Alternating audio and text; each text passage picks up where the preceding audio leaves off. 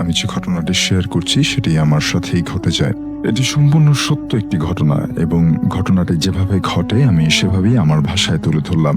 ব্যাপারটা যতটা না ভৌতিক তার থেকে বেশি রহস্যময়। আমার নাম নদী, গ্রামের বাড়ি কুমিল্লার লাকসামে। ছোটবেলা থেকেই ঢাকায় থাকি, গ্রামে খুব একটা যাওয়া হয় না। বাবা অনেক জোর করে 3 বছর আগে একবার ধরে গ্রামের বাড়ি নিয়ে গিয়েছিলেন। ঢাকা থেকে লাকসাম বেশি দূরে না, অথচ লেখাপড়া আর ক্লাসের ঝামেলার কারণে এই অল্প দূরত্বই মাঝে মাঝে অনেক বেশি হয়ে দাঁড়ায়। যাই হোক, সেবার গ্রীষ্মের ছুটিতে বাবা মা, আমি আর আমার ছোট ভাই জয় মিলে দাদার বাড়ির উদ্দেশ্যে রওনা দিলাম। বাবা গাড়ি চালাচ্ছিলেন। কুমিল্লায় আমরা যখন পৌঁছাই তখন বেলা প্রায় শেষের দিকে।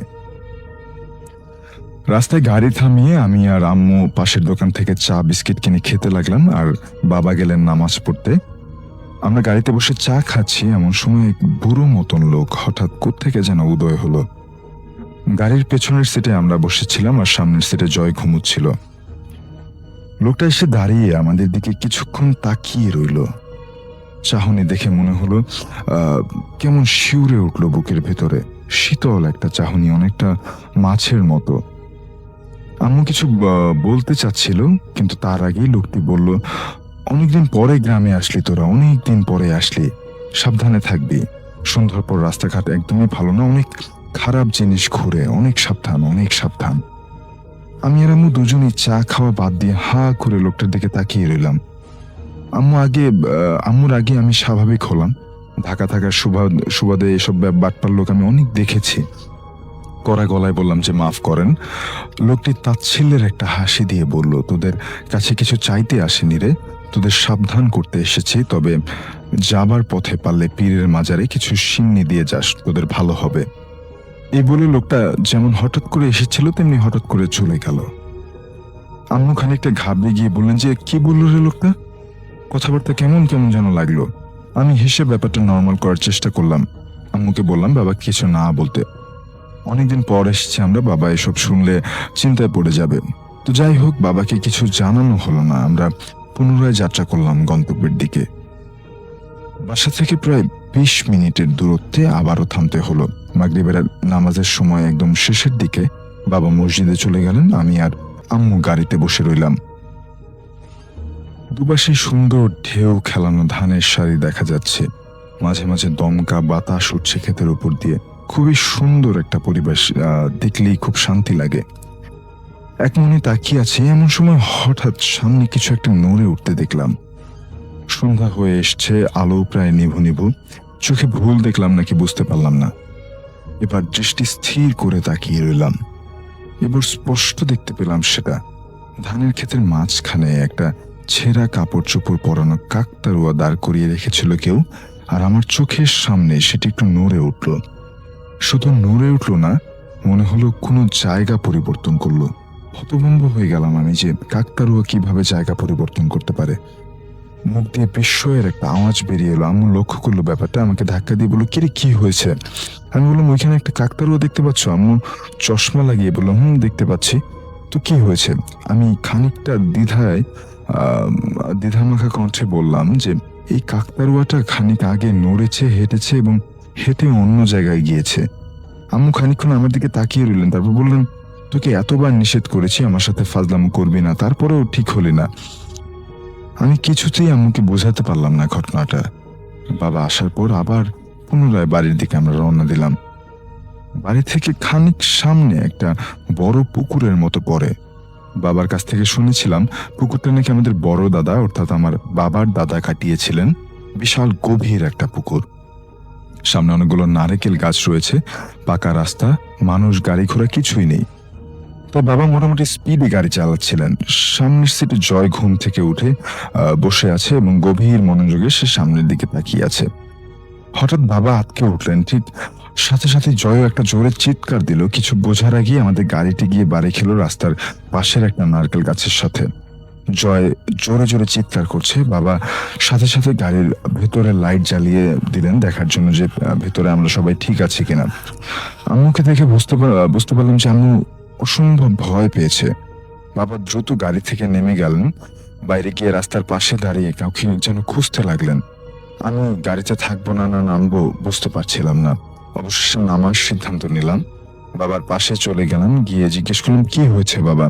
গাড়ির ব্রেকে কোনো সমস্যা?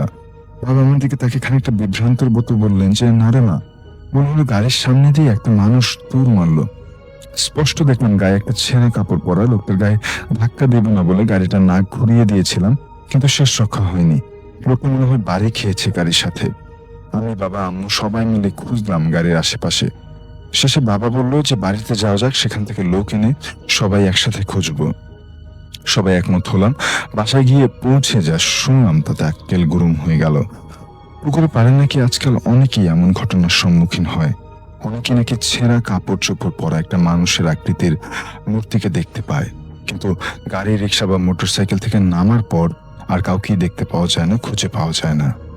যদিও কেউ এখন পর্যন্ত ক্ষতির সম্মুখীন হয়নি, তবে রাতে রাস্তাঘাটে মানুষ চলাচল এখন অনেক কমে গেছে।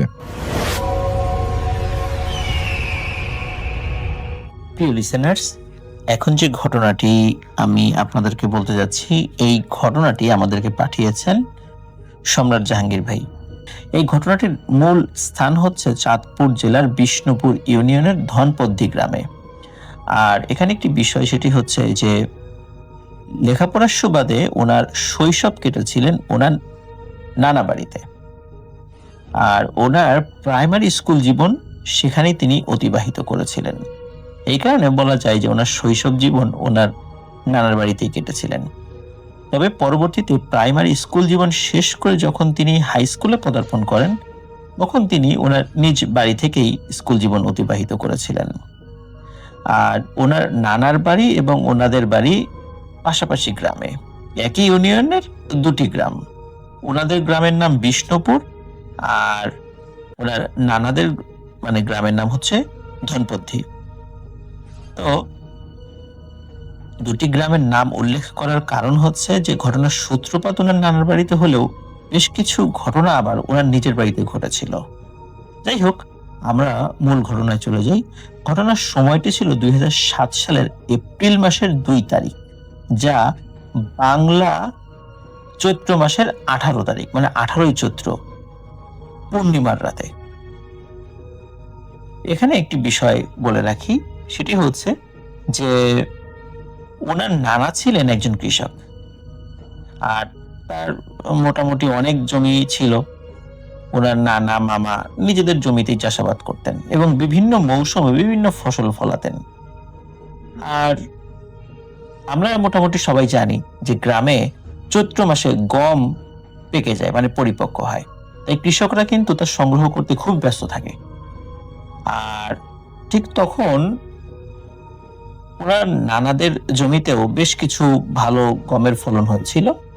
তাই ওনার নানা এবং মামা এবং সাথে আরো কয়েকজন কামলাজা বা দিন মজুর আমরা বলি আর কি, এনারা মিলে ফসল কাটেন এবং সেই কাটা ফসল বড় বড় আটি বেঁধে, গমের আটি বেঁধে আবার বাড়িতে নিয়ে আসতে থাকেন।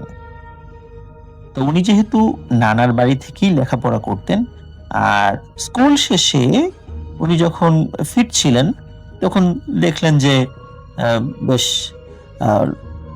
সবাই মিলে ধানের আটিগুলো মাথায় নিয়ে চলে যাচ্ছে। ওই সময় ওনার বয়স ছিল 9 বছর। তো ওই দিন উনি আবার দুপুরবেলা স্কুল থেকে ফিরেছিলেন, টিফিন পিরিয়ডে উনি ফিরেছিলেন আর কি। দুপুরবেলা তিনি যখন স্কুল থেকে ফিরছিলেন তখন তিনি জমিতে গিয়েছিলেন। তো জমিতে গিয়ে দেখেন যে ওনার নানা এবং সাথে অন্য আরো কয়েকজন গম নিয়ে বাড়ি ফিরছেন। উনিও বায়না ধরতে লাগেন যে নানা, আমার মাথায়ও গমের আটি তুলে দাও। কিন্তু নানা কিন্তু দিচ্ছিলেন না। তার কারণ হচ্ছে উনি ছোট মানুষ। তো এই কারণে উনি বলছিলেন, ভাই তুমি ছোট মানুষ, তুমি এটা পারবা না নিতে।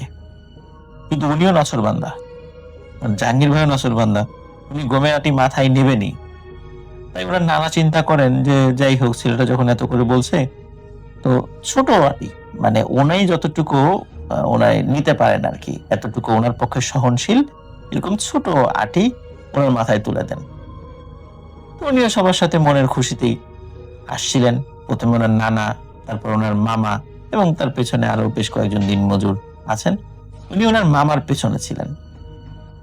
সবাই মিলে আবার গমের আটি রেখে আবার খেতে চলে যেতেন। তো মোটামুটি ওই দিন ওইভাবেই চলে যায়। আর সারাদিনের মধ্যে ওই গম কাটাও শেষ এবং সব গম বাড়িতে আনাও শেষ। তাই যখন সন্ধ্যা হলো এবং আজান হলো, মানে মাগরিবের আজান, ওই দিন যেহেতু সবাই খুব পরিশ্রম করেছিলেন, ওনার নানা সেদিন প্রচন্ড ক্লান্ত ছিলেন, তাই মাগরিবের নামাজ মসজিদে গিয়ে জামাতের সাথে আর পড়তে যাননি, তিনি ঘরেই নামাজ আদায় করে নিলেন। তো নামাজ আদায় করার পর ওনার স্ত্রীকে, মানে জাহাঙ্গীর ভাইয়ের নানিকে বললেন যে আজকে তো সারাদিন খুবই খাটাখাটনি করলাম, শরীরটা খুব ব্যথা করছে, তাই দিঘির পাড়ে গিয়ে চা খেয়ে আসি। এখানে বলে রাখা ভালো যে ওনার নানাদের বাড়িটি রামরা দিঘির উত্তর পশ্চিম কোণে অবস্থিত এবং দিঘির পূর্ব কোণে, এবং যে পাকা সড়কটি চলে গেছে, তো যে এটা দক্ষিণ পাড়া আর কি, সেখানে এলাকায় একটি প্রাইমারি স্কুল অবস্থিত। সেই জায়গাটাতে মোটামুটি বেশ কিছু দোকানপাট রয়েছে এবং মানে এই জায়গাটাতেই মোটামুটি অনেক লোকের সন্ধ্যার পরে বা দিনের বেলা তো মোটামুটি আস্তানা বা আড্ডা বসে আর কি। এই জায়গাটি দিঘির পাড় নামে পরিচিত। তো যাই হোক, ওনার নানা যখন বললেন যে চা খেতে যাবে, তখন ওই জাহাঙ্গীর ভাইও বায়না ধরেন যে উনিও চা খেতে যাবেন, কারণ কষ্ট তো উনিও করেছেন, উনিও তো আটি এনেছেন মাথায় করে। তো যেহেতু নানা চা খেতে যাবেন, উনি আর বাকি থাকবেন কেন? উনি চিন্তা করছেন নানার সাথে চা খেতে যাই। তো যাই হোক, নানার কাছে উনি বায়না ধরেন যে ওনারও শরীর ব্যথা করছে, উনিও চা খাবেন, ছোট মানুষ।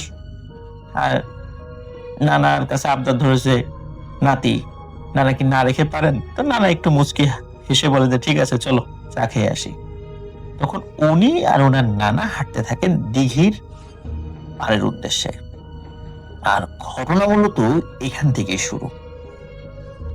ওনারা যখন দিঘির উত্তর এবং পূর্ব ধার ধরে হেঁটে যাচ্ছিলেন, ওই রাতটি ছিল কিন্তু পূর্ণিমার রাত, 18ই চৈত্র। ভরা পূর্ণিমার জ্যোৎস্নার আলোয় বাঁশঝাড়ের ফাঁক দিয়ে চাঁদের আলো অন্ধকারকে যেন বিলীন করে দিচ্ছিল। তাই নানার হাতে টর্চ লাইট থাকলেও তার ব্যবহার তিনি করছিলেন না। ওনারা যেখান দিয়ে যাচ্ছিলেন তার পূর্ব পাশে কিছু ঘরবাড়ি ছিল এবং তার পাশে ছিল ফসলি জমি। যখন ওনারা ঘর বাড়ি পেরিয়ে প্রায় ওই যে প্রাইমারি স্কুলের কথা বলেছিল, ওই স্কুলের কাছে চলে গিয়েছেন বা কাছে চলে এসেছিলেন, তখন এই জাহাঙ্গীর ভাই উনি পূর্ণিমার জ্যোৎস্নার আলোতে দেখতে পান যে পূর্ব দিক থেকে গম ক্ষেতের আইল ধরে সাদা ঘোমটার মতো দেয়া মাথার উপরে কুঁজো হয়ে একজন মানুষ ওনাদের দিকে এগিয়ে আসছে। এবং দেখতে দেখতে উনি দেখতে পান যে হঠাৎ ওই কুঁজো মানুষটি এই জাহাঙ্গীর ভাইয়ের সামনে চলে আসে এবং এসেই ওনাকে সজোরে ধাক্কা দিয়ে ফেলে দেন। উনি তো ছোট মানুষ, 9 বছর বয়স। উনি এই ধাক্কা খেয়ে 2 থেকে 3 হাত দূরে গিয়ে ছিটকে পড়েন। নানা ওনার থেকে কিছুটা সামনে ছিলেন এবং সামনে থাকায় পেছন, মানে ওই সময় ওনার সাথে কি হয়েছে সেটা দেখতে পাননি, কিন্তু শব্দ পেয়ে পেছন দিকে তাকিয়ে দেখেন উনি মাটিতে পড়ে গেছেন আর জাহাঙ্গীর ভাইয়ের নাক দিয়ে গড়গড় করে রক্ত বের হচ্ছে। তখন ওনার নানা দৌড়ে এসে ওনাকে উঠান, জিজ্ঞেস করেন কি ব্যাপার, কি হয়েছে নানু ভাই, তুমি পড়ে গেলা কেন? তখন জাহাঙ্গীর ভাই বলছেন, নানা ওই লোকটা আমাকে ধাক্কা দিয়ে ফেলে দিয়ে চলে যাচ্ছে, তুমি ওকে ধরো, এর বিচার করো। নানা বলেন, কই, কাউকেই তো দেখতে পাচ্ছি না। এখন জাহাঙ্গীর ভাই বলছেন, ওই যে আমি দেখছি, ওই যে চলে যাচ্ছে, ওই লোকটাই তো আমাকে ধাক্কা দিল। কিন্তু নানা বলছেন, না আমি তো কাউকে দেখতে পাচ্ছি না। ওনার হাতে কিন্তু টর্চ লাইট ছিল, যদিও পূর্ণিমার আলোর কারণে উনি কম জ্বালাচ্ছিলেন। উনি চারদিকে টর্চ লাইট মারেন কিন্তু কাউকে দেখতে পাচ্ছেন না। কিন্তু জাহাঙ্গীর ভাই দেখতে পাচ্ছেন ওই লোকটি ঠিক কুঁজো হয়ে ওভাবে হেঁটে চলে যাচ্ছে। দেখতে অনেকটা মানুষ অবয়বেরই ছিল, কিন্তু চেহারাটা ভালো করে দেখতে পাইনি। এবার জাহাঙ্গীর ভাই খেয়াল করেন, মানে উনি দেখছেন যে ওই লোকটি তো হেঁটে হেঁটে এসেছিল আইল ধরে, কিন্তু এবার সে গমের শীষের উপর দিয়ে ভেসে ভেসে চলে যাচ্ছে এবং তার গতিবিধি ছিল অস্বাভাবিক এবং সে হঠাৎ করে মিলিয়ে গেল দূরের একটি বাগানের মধ্যে। যেহেতু বলেছিলাম যে সময় তো পূর্ণিমা ছিল, খুব স্পষ্টভাবে অনেক দূর পর্যন্ত দেখা যাচ্ছিল। নানা তখন তার টর্চের আলো এদিক সেদিক মেরে দেখার চেষ্টা করছিলেন যে আসলেই কেউ আছে কিনা, কিন্তু তিনি যখন কাউকে দেখতে পেলেন না, ততক্ষণে কিন্তু নানার বোঝার আর বাকি ছিল না যে ওনার সাথে কি হয়েছে। উনি বুঝতে পেরেছিলেন যে জাহাঙ্গীর ভাইয়ের সাথে অস্বাভাবিক কিছু ঘটেছে, কিন্তু নানা ওই সময় কিন্তু ওনাকে কিছু বুঝতে দেননি। ওনাকে সান্ত্বনা দিতে থাকেন যাতে করে উনি ভয় না পান, এবং বলতে লাগলেন, আরে ও কিছু না, তুমি ভুল দেখেছ, এমনি পা পিছলে পড়ে গেছো, মনে হচ্ছে কেউ ধাক্কা দিয়েছে। এই বলে ওনাকে ওনার নানা দোকানের কাছে নিয়ে যান, এবং দোকানের কিছু মানুষ যারা ছিলেন তারা এই বিষয়গুলো শুনলেন। শোনার পরে ওনাকে একটু পানি খাইয়ে দিলেন, ওনার নাক টাক মুছে দিল কয়েকজন মিলে। তারপর আরো কয়েকজন লোক সহকারে ওনাদেরকে বাড়িতে পৌঁছে দেওয়ার জন্য সবাই যাত্রা শুরু করলো ওখান থেকে। কিন্তু যখন তারা ওনাদেরকে নিয়ে বাড়ি আসছিলেন, তাদের মধ্যে কয়েকজন বলা বলি করছিল, যেটা জাহাঙ্গীর ভাই শুনতে পাচ্ছিলেন, যে ওনার নানাকে বলছিলেন। ওনার নানার নাম আবার নুরুল আমিন, সবাই তাকে নুরু বলে ডাক। তো একজন বলছে, নুরু ভাই, আজকে যে চৈত্রের পূর্ণিমা, এটা কি আপনি ভুলে গেছেন নাকি? এই দিন এই দিঘির আশেপাশে কিন্তু জিনদের মেলা বসে, আর আপনি ওই দিঘির পূর্ব দিক দিয়ে কেন আসলেন? আপনি তো মসজিদের পাশ দিয়েও আসতে পারতেন এখানে। আপনার নাতিটা ছোট, আল্লাহ ওকে বাঁচিয়ে দিয়েছেন, বড় কোনো ক্ষতি হয়নি। উনি কিন্তু তখন জাহাঙ্গীর ভাই তখন কিন্তু এই সমস্ত কথার মানে খুব একটা বুঝতে পারছিলেন না, অনেক পরে বুঝেছিলেন যদিও, কারণ তিনি ছোট ছিলেন। তো উনি ভেবেছিলেন সত্যি মনে হয় কোনো মানুষ ওনাকে ধাক্কা দিয়ে ফেলে চলে গেছে, আর ছোট মানুষ, উনি ব্যথা পেয়েছিলেন, উনি কান্নাকাটি করছিলেন ওপরে। যাই হোক, বাড়িতে আসার পর ওনার নানি, ওনার বড় এবং পরিবারের অন্য সদস্যরা যখন বিষয়টি জানতে পারলো, তখন সবাই খুব চিন্তিত হয়ে পড়েন এবং ওনাকে অভয় দেন। আর ওনার নানি আর কি ওনাকে সেদিন দায়ের আগায় লবণ খাইয়ে দিয়েছিলেন, এতে নাকি ভয় কেটে যায়, এটা মানুষের একটা বিশ্বাস আর কি। সেদিন রাতে যখন উনি খাবার দাবার খেয়ে ওনার নানা নানুর সাথে ঘুমিয়ে পড়ে, তখন ঘুমের মধ্যে একটি স্বপ্ন দেখেন। স্বপ্নে উনি দেখতে পান ঠিক ওই রকম সাদা কাপড় পরিহিত, মাথায় ঘোমটা দেওয়া, দেখতে অনেকটা হুজুরদের মতো আর কি, হুজুররা সাধারণত যে ড্রেসগুলো পরেন ঠিক তেমন, ওনার নানুদের ঘরের দিকে এগিয়ে আসছে।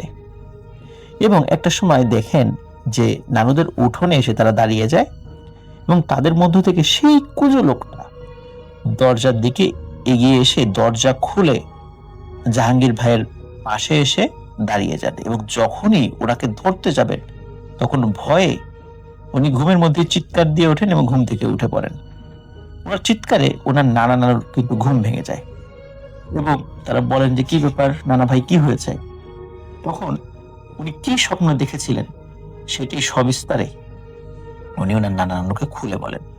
তখন তারা ওনাকে আবারও সান্ত্বনা দেন, এবং সান্ত্বনা দিয়ে ওনার ঘুম পাড়ানোর চেষ্টা করেন, এবং একসময় উনি ঘুমিয়েও যান।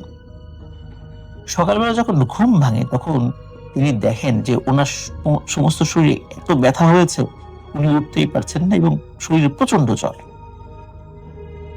যেহেতু ওনার নানা বুঝতে পেরেছিলেন যে ওকে অশরীরী বা এরকম জিন টাইপের কিছু একটা ধাক্কা দিয়েছিল, তাই সকালবেলা ওনার নানা ওনাকে একজন ভালো হুজুরের কাছে নিয়ে যান। হুজুর ওনাকে দেখে বলেন যে খুব খারাপ একটা জিনের সামনে পড়েছে সে, আর ওই জিনটি একটি পিশাচ প্রকৃতির জিন, এবং সেই জিন ওই পথ ধরে দিঘিতে যাচ্ছিল মাছ খেতে, আর তার সামনাসামনি পড়ে যাওয়ায় এবং তার চলাচলে বাধাগ্রস্ত হয় ওকে ধাক্কা মেরে ফেলে দিয়েছে। এবং যেহেতু নানার সাথে ছিল, এই কারণে হয়তোবা সে বেশি ক্ষতি করতে পারেনি, এটাই ওই হুজুর বলে আর কি। তবে যেহেতু সে কিছুটা রাগান্বিত হয়েছে, পরবর্তীতে যাতে সে কোনো ক্ষতি করতে না পারে, এই কারণে সেই হুজুর কিছু পানি, তেল এগুলো পরে দেন, এবং কিছু ঝাড়ফুঁক করে দেন, এবং কিছু আমল দেন যেগুলা রেগুলার ঝাড়ফুঁক করতে হবে, এবং 40 দিন এই কাজটা করলে আশা করা যায় যে ইনশাল্লাহ পরবর্তীতে আর কোনো সমস্যা হবে না। তারপরে এগুলো কয়েকদিন ব্যবহার করার পর এবং অন্যান্য যে পরামর্শ ছিল সেগুলো পালন করার পর আল্লাহর রহমতে কিছুদিনের মধ্যেই উনি সুস্থ হয়ে ওঠেন এবং জ্বরও কমে যায়। এভাবে কেটে যায় কয়েকটি বছর। তবে ঘটনাটি কিন্তু যদি এখানে শেষ হয়ে যেত তাহলে ভালো হতো, কিন্তু ঘটনাটি আরো বেশ কিছু সময় ধরে চলতে থাকে। তারপর থেকে প্রায় অনেকদিন পর পর, মানে রেগুলার না, বেশ অনেকদিন পর পর রাত্রে ঘুমের মধ্যে সেই ঘুমটা পড়া কিছু একটা স্বপ্ন দেখতেন। তিনি দেখতেন যে এই জিনিসটা ওনার বিছানার পাশে এসে দাঁড়িয়ে থাকে এবং চোখ খুলতে দেখতেন যে সেটা কিছুই নেই। তাই উনি দুঃস্বপ্নই মনে করতেন এবং মনের ভুল মনে করতেন।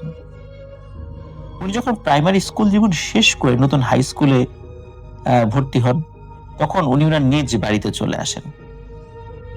এরপরে আর তেমন কোনো ঘটনা না ঘটলেও ঘটনা আবার ঘটতে থাকে 2017 সালে। এর মাঝে মোটামুটি এই বিষয়টি উনি অনেকটা ভুলে গিয়েছিলেন। 2017 সালে জীবনের সবচেয়ে ভয়ানক অভিজ্ঞতার মুখোমুখি হন জাহাঙ্গীর ভাই। বেশ অনেকদিন পর পর রাতে ঘুমালে স্বপ্নে যে সাদা অবয়বটা দেখতেন, সেদিনও সে তার পাশে দাঁড়িয়ে আছে। কিন্তু আজকে সে হঠাৎ ওনার বুকের উপরে উঠে বসে এবং ওনার গলা চেপে ধরে। এই বুঝে ওনার নিঃশ্বাস বন্ধ হয়ে যায় এবং মনে হচ্ছে এখনই উনি মৃত্যুবরণ করবেন। এবং ওই দিনই তিনি ভালো করে ওই জিনিসটির চেহারা দেখতে পান। তিনি দেখেন যে তার চেহারা একটি মহিলার মতো, তবে তার মুখটা খুব ভালোভাবে যে বোঝা যাচ্ছে তা না, কারণ মাথার চুলগুলো মুখের সামনের দিকে ঝুলে আছে। এবং উনি সর্বশেষ আশা নিয়ে মহান আল্লাহ রব্বুল আলামিনকে ডাকতে থাকেন এবং মুখ দিয়ে উনি কোনো আওয়াজ বের করতে পারছিলেন না। তারপর অনেক কষ্ট করে সূরা ইখলাস পড়ে জোরে আল্লাহু আকবার বলে যখন শরীরকে ঝাঁকি দেন, আর উনি দেখতে পান শরীরের উপর থেকে ওই জিনিসটা দূরে গিয়ে ছিটকে পড়ে এবং সাথে সাথে শূন্যে মিলিয়ে যায়। ওনার সমস্ত শরীর মনে হচ্ছিল অবশ হয়ে গেছে। ওনার হাত শরীর উনি নাড়াতে পারছিলেন না। উনি শুধু চেয়ে চেয়ে দেখছেন এবং উনি ভাবছেন এটা কি হলো। আস্তে আস্তে উনি স্বাভাবিক হয়ে যান। ওই রাত্রে উনি আর কাউকে কিছু বলেননি। পরদিন সকালেও যখন ওনার আম্মুকে বিষয়টি জানান, ওনার আম্মু বিষয়টাকে গুরুত্ব না দিয়ে এটাকে স্বাভাবিকভাবেই আমরা যেটা চিন্তা করি বোবাই ধরেছে, এটি বলেছেন আর কি। তো বলেন যে তুমি রেগুলার দোয়া পড়ে ঘুমাবা, তাহলে কিচ্ছু হবে না। কিন্তু ওনার মন কিন্তু কিছুতেই মানছিল না, কারণ উনি কিন্তু বিষয়টা জানতেন যে এটা বোবা নয়, এটা অন্য কিছু। কারণ তিনি প্রায় প্রতি রাতে না, মানে মাঝে মধ্যে সেই ছায়ামূর্তি, সেই সাদা অবয়বটাকে তিনি দেখতে পেতেন এবং প্রতি রাত্রেই, মানে যখন দেখতে পেতেন সেই রাত্রেই আর কি, ওনার বিছানার পাশে দাঁড়িয়ে থাক। কিন্তু এই ঘটনা যখন ঘটলো যে বুকের উপর উঠে বসা, এর অল্প কিছুদিন পরে একটি ভয়ানক ঘটনা ঘটে। এটি বেশ ভয়ানক এবং মর্মান্তিক। আমি জানি না এই ধরনের সিচুয়েশনে পড়লে মানে আমার অবস্থা কি হবে। প্রিয় লিসেনার্স, আপনারাও একটু ফিল করবেন। সেটা হচ্ছে যে ওই রাত্রে যখন উনি গভীর ঘুমে মগ্ন, তখন উনি হঠাৎ টের পান যে খাটের নিচ থেকে একটা হাত এসে ওনার ডান হাতটা চেপে ধরে টেনে হিঁচড়ে ওনাকে খাটের উপর থেকে নিচে ফেলে খাটের নিচে নামিয়ে নেওয়া যাওয়ার চেষ্টা করছে এবং খাটের নিচে টেনে নিয়ে যাওয়ার চেষ্টা করছে। উনি যখন বিষয়টি বুঝতে পারেন, উনি সাহস করে আল্লাহর নাম নিয়ে ওনার বাম হাত দিয়ে সেই হাতটিকে খুব করে ধরে ফেলেন এবং উনি অনুভব করেন এই হাতটি ছিল অস্বাভাবিক রকমের চিকন, আর হাতের চামড়া ছিল খুবই খসখসে টাইপের, যেটা স্বাভাবিক মানুষের হয় না। আর এত চিকন হাতও কারো হয় না, এমনকি নবজাতক শিশুদেরও হয় না। কিন্তু সেই হাতে ছিল প্রচন্ড শক্তি। তারপর অনেকক্ষণ ধস্তাধস্তির পর উনি ওনার হাতটি ছাড়িয়ে নিতে সক্ষম হন। তখন উনি ওনার আম্মুকে অনেক জোরে জোরে ডাকতে থাকেন। ওনার আম্মু যখন আসেন তখন পুরো ঘটনা তিনি খুলে বলেন। সকালবেলা ওনার আম্মু পরিবারের সবাইকে যখন ঘটনাটি জানান, তখন পরিবার সবাই চিন্তিত হয়ে পড়েন এবং ওনার বাবা যেহেতু দেশের বাইরে থাকতেন, এই কারণে ওনার বড় জেঠুকে সাথে নিয়ে ওনার আম্মু চাঁদপুরের একলাশপুর নামক একটা জায়গা আছে, এই একলাশপুরের প্রসিদ্ধ এক আলেমের কাছে নিয়ে যান। সঙ্গত কারণে ওই আলেমের নামটি তিনি প্রকাশ করেননি, তবে চাঁদপুরের অনেকেই একলাশপুরের সেই আলেমকে এক নামে চেনেন। যাই হোক, যখন ওনারা সেখানে গিয়ে পৌঁছান, তখন ওই আলেম তার কাছে থাকা জিনদের মাধ্যমে তথ্য উপাত্ত সংগ্রহ করে তিনি বলেন যে আপনারা আসলে ঠিক সময় এসেছেন, ওকে আমার কাছে নিয়ে এসেছেন। আরো দেরি হলে হয়তো বা আরো ক্ষতি হতে পারত। যাই হোক, তিনি বলেন যে আমার সাথে থাকা জিনদের মাধ্যমে আমি ওই জিনের সাথে যোগাযোগ করার চেষ্টা করব। ও যদি ভালোই আমার কথা শোনে তাহলে তো ভালো, আর না হলে ওই জিনকে আমি হত্যা করব, কারণ ও খুবই দুষ্টু প্রকৃতির একটি জিন। তো যাই হোক, আশ্চর্যজনক বিষয় হলো ওই হুজুরের কাছে যাওয়ার পর থেকে আর কখনোই ওনার সাথে আর কোনো ঘটনা এখন পর্যন্ত ঘটেনি। 2017 সালের পর থেকে এখন 2022 সাল, এর মানে আর কোনো ঘটনা ঘটেনি।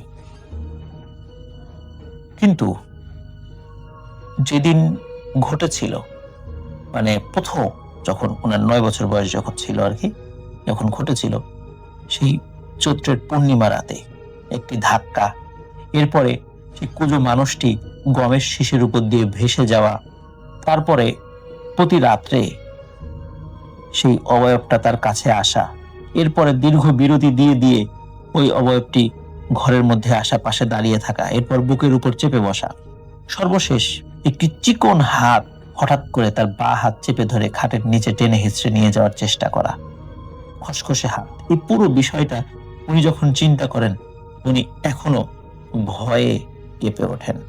উনি এখনো বুঝতে পারেন না যে 10 বছরের ব্যবধানে পরবর্তীতে হঠাৎ কেন আবার তার উপর আক্রমণ করলো। কারণ শুরুর পরে কিন্তু আবার দীর্ঘ সময় পার হয়ে গিয়েছিল মাঝখানে, তো 10 বছর মাঝখানে কিন্তু গ্যাপ হয়ে গেছিল যে সশরীরে আক্রমণের বিষয়টি, কিন্তু পরে কেন আবার আক্রমণ করলো, কেন আবার ফিরে আসলো। যাই হোক, ওই হুজুর হয়তোবা তার সাথে থাকা জিনদের মাধ্যমে ওই দুষ্টু জিনকে কোনোভাবে শায়েস্তা করতে বা বোঝাতে সক্ষম হয়েছিলেন, যার কারণে সে আর এসে ডিস্টার্ব করছেন। আসসালামু আলাইকুম রাসেল ভাই, আশা করছি আপনি ভালো আছেন, কারণ আমি জানি আপনি সব সময় ভালো তলেই থাকেন। তো রাসেল ভাই, আমি শাকিল আহমেদ লালমনিরহাট জেলা থেকে আপনাকে ঘটনা পাঠাচ্ছি। আর আজকে আমি যেই ঘটনাটি আপনার সঙ্গে শেয়ার করছি, এই ঘটনাটা আমাদের গ্রামের বহু মানুষের জীবনের সঙ্গে জড়িত।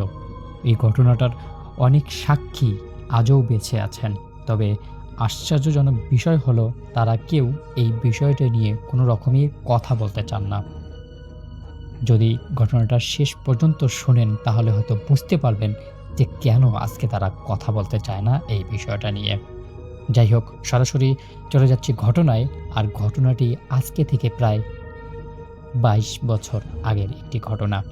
আমাদের গ্রামের উত্তর পাশে একটি পুরনো কাঁচা রাস্তা ছিল, যেটা এখন আর নেই।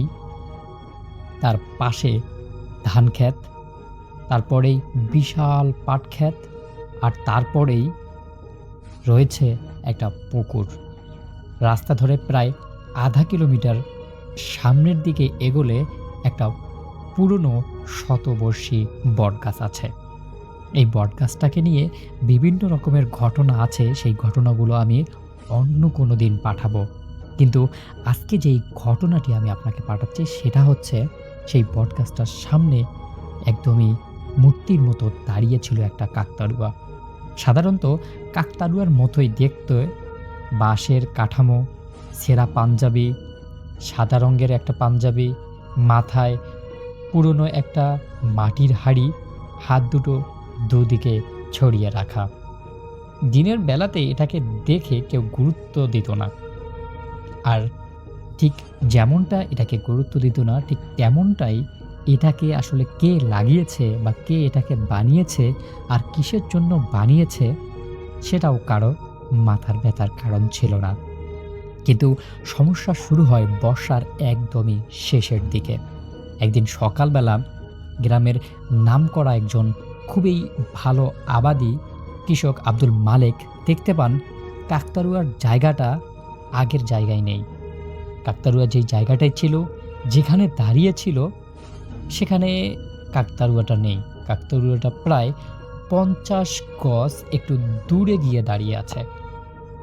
তিনি বিষয়টা দেখে প্রথমে একটু আশ্চর্য হলেন, কিন্তু পরবর্তীতে ভাবলেন হয়তো বাতাসে পড়ে গিয়েছিল, কেউ হয়তো এটাকে তুলে আবার অন্য জায়গায় বসিয়ে দিয়েছে। আর গ্রামের মানুষরা এই কাকতাড়ুয়াটাকে দেখে বেশ খানিকটা আনন্দও পেত। ছোট ছোট বাচ্চা কাচ্চারা এই কাকতাড়ুয়াটাকে বিভিন্ন রকম নামে ডাকত। কেউ বলতো পুটু, কেউ বলতো নয়ন, কেউ বলতো রাতের মাঝি। তো এই কাকতাড়ুয়াটা বিভিন্ন রকমের নামে ডাকা হতো। যাই হোক, কৃষক আব্দুল মালেক এই বিষয়টা একদমই এড়িয়ে যান এবং তিনি তার মতো তার কাজ করে বাসায় ফিরে যান। সমস্যাটা ঘটে তারপরে পরদিন আবার দেখা গেল কাকতাড়ুয়াটা সেই জায়গা থেকে আরও একটু দূরে গিয়ে আছে। বিষয়টা একটু আশ্চর্য হলো, কিন্তু তারপরও কেউ গুরুত্ব দিল না। তৃতীয় দিন দেখা গেল কাকতাড়ুয়াটার জায়গাটা আবারও অন্য জায়গায় চলে গেছে। এবার এই কাকতাড়ুয়াটাকে নিয়ে কৃষক আব্দুল মালিক সহ বাকি 2 দিনে যেই 2টা লোক দেখেছে, এই 3 জনে এলাকার মানুষের প্রত্যেকটা মানুষকে কথাটা বলা শুরু করে দেয়। আর দিনে দিনে মানুষের মধ্যে এই আলোচনাটা শুরু হয় যে আসলে কাকতাড়ুয়াটাকে লড়াচ্ছে কে, বা কাকতাড়ুয়াটা প্রতিদিন জায়গা চেঞ্জ করতেছে কেমনে। প্রথম ঘটনাটাকে খুব একটা গুরুত্ব দেওয়া হয়নি, কারণ এটা তো একটা বাঁশের তৈরি, মাটির হাড়ি দিয়ে তৈরি কাকতাড়ুয়া। কিন্তু এরপর থেকে কিছু অদ্ভুত রকমের ঘটনা ঘটতে থাকে সেই গ্রামে। যারা রাতে ওই রাস্তা দিয়ে যেত তারা দাবি করত কাকতাড়ুয়াটি অবস্থান বদলায় এবং সেটা নাকি নিজের থেকে লড়াচড়া করে। বিষয়টা সবার কাছে দৃষ্টিগোচর হয়। অনেকেই বলে রাত্রের বেলায় এই কাকতাড়ুয়াটা রাস্তার ডান পাশে থাকে, আবার অনেকেই বলে কাকতাড়ুয়াটা রাস্তার বাম পাশে থাকে, আবার কখনো কখনো নাকি বটগাছের নিচেও চলে যায়, আবার কখনো কখনো দেখা যায় রাস্তার মাঝখানে নাকি দাঁড়িয়ে আছে। বিভিন্ন রকমের ঘটনা, বিভিন্ন রকমের অভিযোগ ওঠে এই কাকতাড়ুয়াটার ওপর। কিন্তু এক রাতে গ্রামের একজন মুদি দোকানদার, যার নাম জাহাঙ্গীর আলম, তিনি দোকান বন্ধ করে বাড়ি ফিরছিলেন। তখন রাত প্রায় 12টা ছুঁই ছুঁই। তার হাতে ছিল একটা টর্চ, সাইকেল এবং পান খেয়ে পান চাবাতে চাবাতে চলছে বাড়ির দিকে। ওই কাকতাড়ুয়ার পথ দিয়েই সে বাড়ি যাচ্ছে। রাস্তার মাঝখানে আলো ফেলতেই সে দেখে কাকতাড়ুয়াটা রাস্তার ঠিক মাঝখানে দাঁড়িয়ে আছে। মনে হচ্ছে কাকতাড়ুয়াটা যেন জাহাঙ্গীরের পথ আটকে দাঁড়িয়ে আছে। মুদি দোকানদার জাহাঙ্গীর খুব বেশি ভয় পেয়ে যায়। ভয় পাওয়ার পরে নিজেকে প্রশ্ন করে, কিরে, আমি একটা কাকতাড়ুয়া দেখে ভয় পাচ্ছি। কিন্তু উনি নিজেকে প্রশ্ন করেন, কাকতাড়ুয়াটা মাঝখানে রাখলো কে? সে একটু বিরক্ত হয় এবং কাছে যায়। কাছে গিয়ে বলে যে মানে তার মুড ভালো ছিল আর কি, সেদিন বাজারে ভালো বেচা কিনা হয়েছে। তো সে ভাবলো যে কাকতাড়ুয়াটা এরকম করতেছে, কেউ মনে হয় আমার সঙ্গে এই কাকতাড়ুয়াটা দিয়ে দুষ্টুমি করছে। তো সে মানে মনের সুখে গান গাইছে এবং কাকতাড়ুয়াটাকে মনে মনে ভাবছে যে কাকতাড়ুয়াটাকে পাশে দিয়ে উনি চলে যাবেন। কিন্তু কয়েক কদম আগতেই তার বুকের ভেতরটা একদমই ঠান্ডা হয়ে যায়, কারণ তিনি দেখতে পারে কাকতাড়ুয়ার মাথাটা তার দিকে ঘুরিয়ে, মানে মনে হচ্ছে যেন মাথাটা ঘুরে ওই মুদি দোকানদার জাহাঙ্গীরের দিকে তাকিয়ে আছে, একদম জাহাঙ্গীরের দিকে। আমি ঘটনাটা যার কাছ থেকে শুনেছিলাম তিনি বলছে, মানে জাহাঙ্গীর শপথ করে বলছিল সে স্পষ্ট হাড়ির উপর আঁকাবাঁকা চোখগুলো একদম চকচকে আলোয় ঝলঝল করছে এরকম একটা দেখেছে। এটা দেখার পর তার এত বেশি ভয় পায় যে উনি ধপ করে পাশের যে ধান ক্ষেত ছিল সেই ধান ক্ষেতের মধ্যে পড়ে যায় এবং সেই দিক দিয়ে দৌড় দিয়ে বাড়ি চলে আসে। পরদিন তার এই ঘটনা পুরো এলাকায় জানাজানি হয় এবং সবাই তার এই বিষয়টা দেখে নিয়ে বেশ হাসাহাসি শুরু করে দেয়। কিন্তু এরপর দেখা যায় টানা 3 দিন পর্যন্ত সেই মুদি দোকানদার জাহাঙ্গীর অসুস্থ অবস্থায় থাকে সে বারবার একটা কথাই বলতে থাকে, ওটা মানুষ না, ওটা মানুষ না, ওটা কাকতাড়ুয়া না, ওটা অন্য কিছু, বা ওটা খারাপ কিছু। এগুলো বলতে তখন গ্রামে যারা মুরব্বী ছিল তারা বিষয়টাকে আমলে নিলেও পরে সেটা তারা ভুলে যায়। এর ১ সপ্তাহ পর মুদি দোকানদার জাহাঙ্গীর একদমই সুস্থ হয়ে যায়, আর কোনোদিনও সে রাতের বেলায় সেই রাস্তা ব্যবহার করেনি। কিন্তু এরপর ঘটে আরও একটা ভয়ানক ঘটনা, যেই ঘটনাটা আমাদের এলাকার সবথেকে আতঙ্কর একটা ঘটনা ঘটে যায়। দেখা যায় গ্রামের একজন স্কুল ছাত্র যার নাম রনি, সে একদিন কোচিং শেষ করে সন্ধ্যার পরপরই বাড়ি ফিরছিল। সে বাড়ি ফিরে অস্বাভাবিকভাবে চুপ হয়ে যায়। সে এমন একটা গম্ভীর হয়ে যায় যেন মনে হচ্ছে তার সঙ্গে কিছু একটা হয়েছে। এরপর তার মা তাকে জিজ্ঞাসা করে, কিরে বাবা, কি হয়েছে, কিছু হয়েছে নাকি? উত্তরে সে বলে সে রাস্তার কাকতাড়ুয়াটাকে দেখেছে। তো এটা শুনে তার মা বলে, এটা আবার নতুন কি? সে কাকতাড়ুয়াটাকে তো সবাই বলে, এটা তো নতুন কিছু ছিল না। কিন্তু তারপর রনি বলে, কিন্তু সে কথা বলে। তখন ওই রনির মা একটু অবাক হয়ে যায়। তখন সে বলে যে, কি দেখেছিস তুই, ভালো করে বলতো।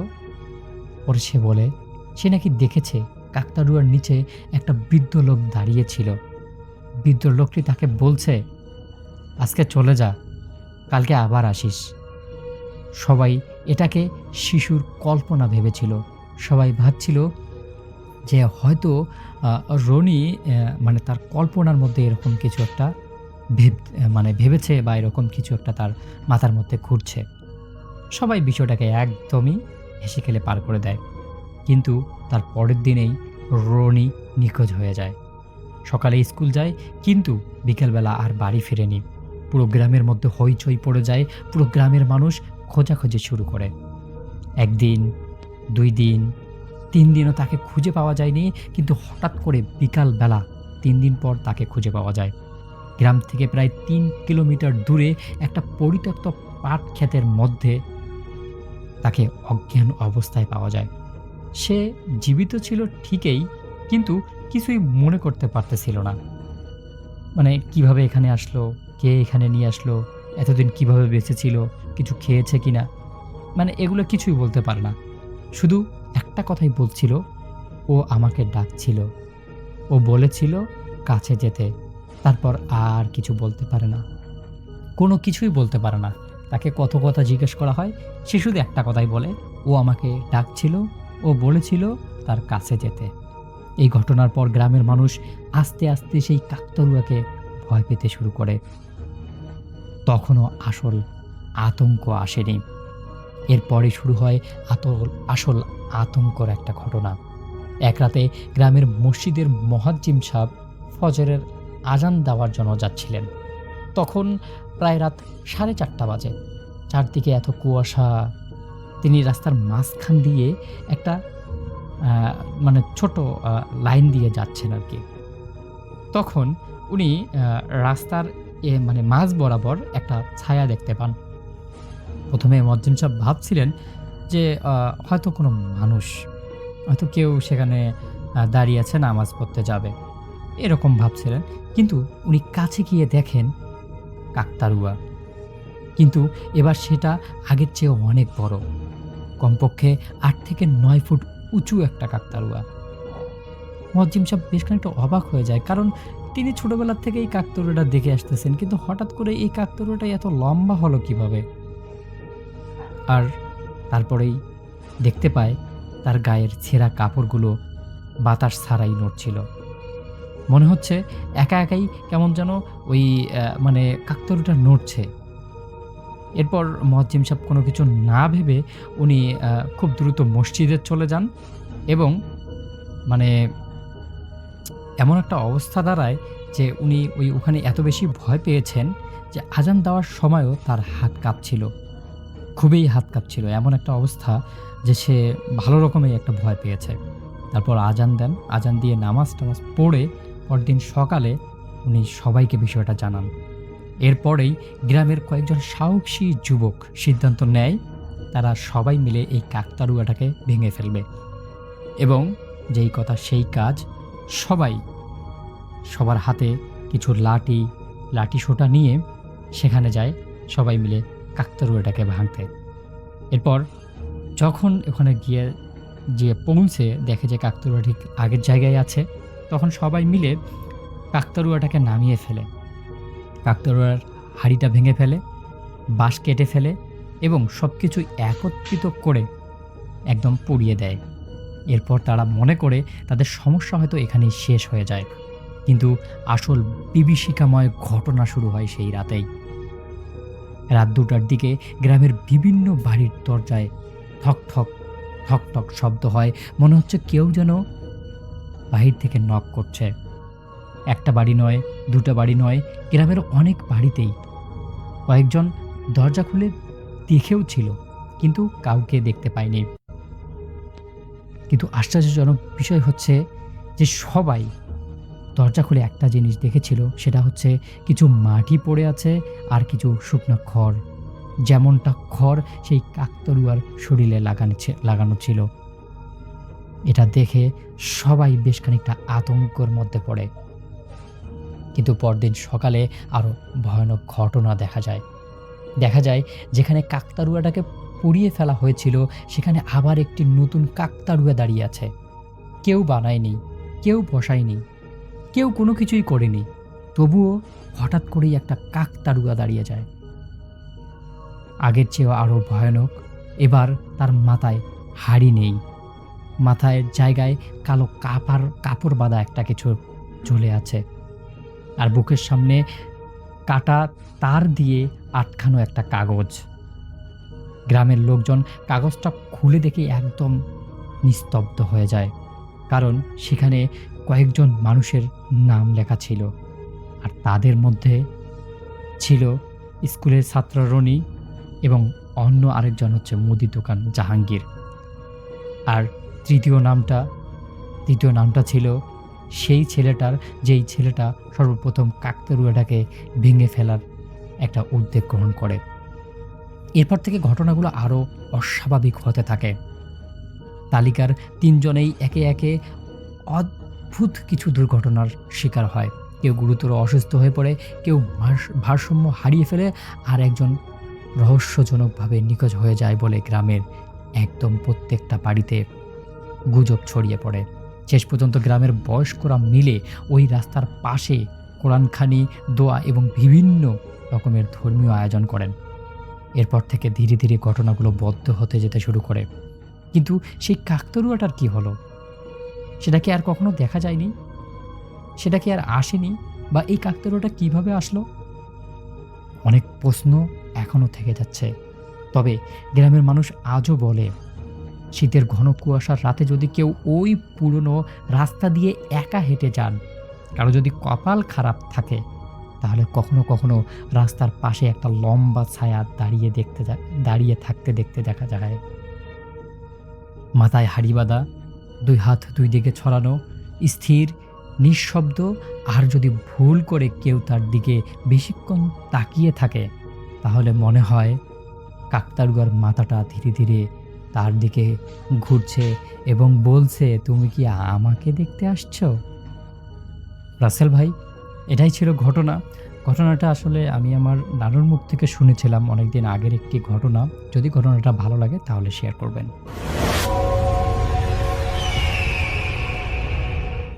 কমলার বিল মূলত 2 ভাগে বিভক্ত। বিলের মাঝখান দিয়ে একটি মাটির রাস্তা গেছে। রাস্তার ডান পাশে বিলের 1 ভাগ এবং বাম পাশে বিলের অন্য ভাগ। বিলটির এক পাশ দিয়ে একটি বিশাল কবরস্থানটিতে যেতে হলে একটি চিকন মাটির পথ দিয়ে যেতে হয়। পথ দুটির দুপাশে সম্পূর্ণ বাঁশঝাড়। 2018 সালে আমি বেড়াতে যাই।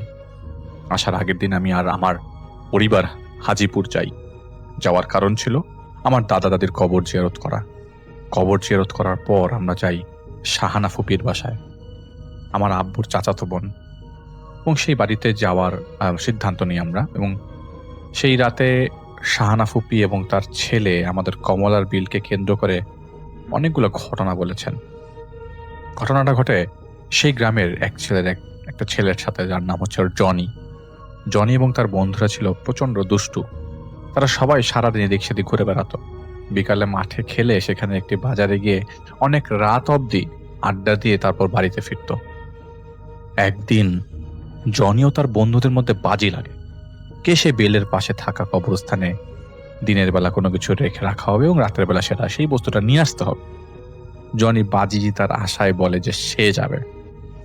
তো যে কোনো একদিন নির্ধারণ করা হয় যে বাজির জন্য ঠিক করা হয় যে সেই কবরস্থানে দিনের বেলা একটি গাছের ডালে বাংলাদেশের পতাকা বেঁধে রেখে রাখা আসা হবে এবং জনিকে সেই পতাকাটাকে রাতে 11টার বাজে নিয়ে আসতে হবে। সবাই সে সময় বাজারে থাকবে এবং জনিকে পতাকা নিয়ে সরাসরি বাজারে গিয়ে তাদের বন্ধুদেরকে দেখাতে হবে। রাত 11টা। জনি রওনা দেয় বাজার থেকে কবরস্থানের উদ্দেশ্যে। সেই বাজার থেকে কবরস্থান যেতে লাগবে 10 মিনিট। যেহেতু গ্রাম এলাকা, রাতের 11টায় বাজায়, চারিদিকে সম্পূর্ণ জনশূন্য এবং থমথমে। জনির একটু একটু ভয় লাগতে শুরু করে।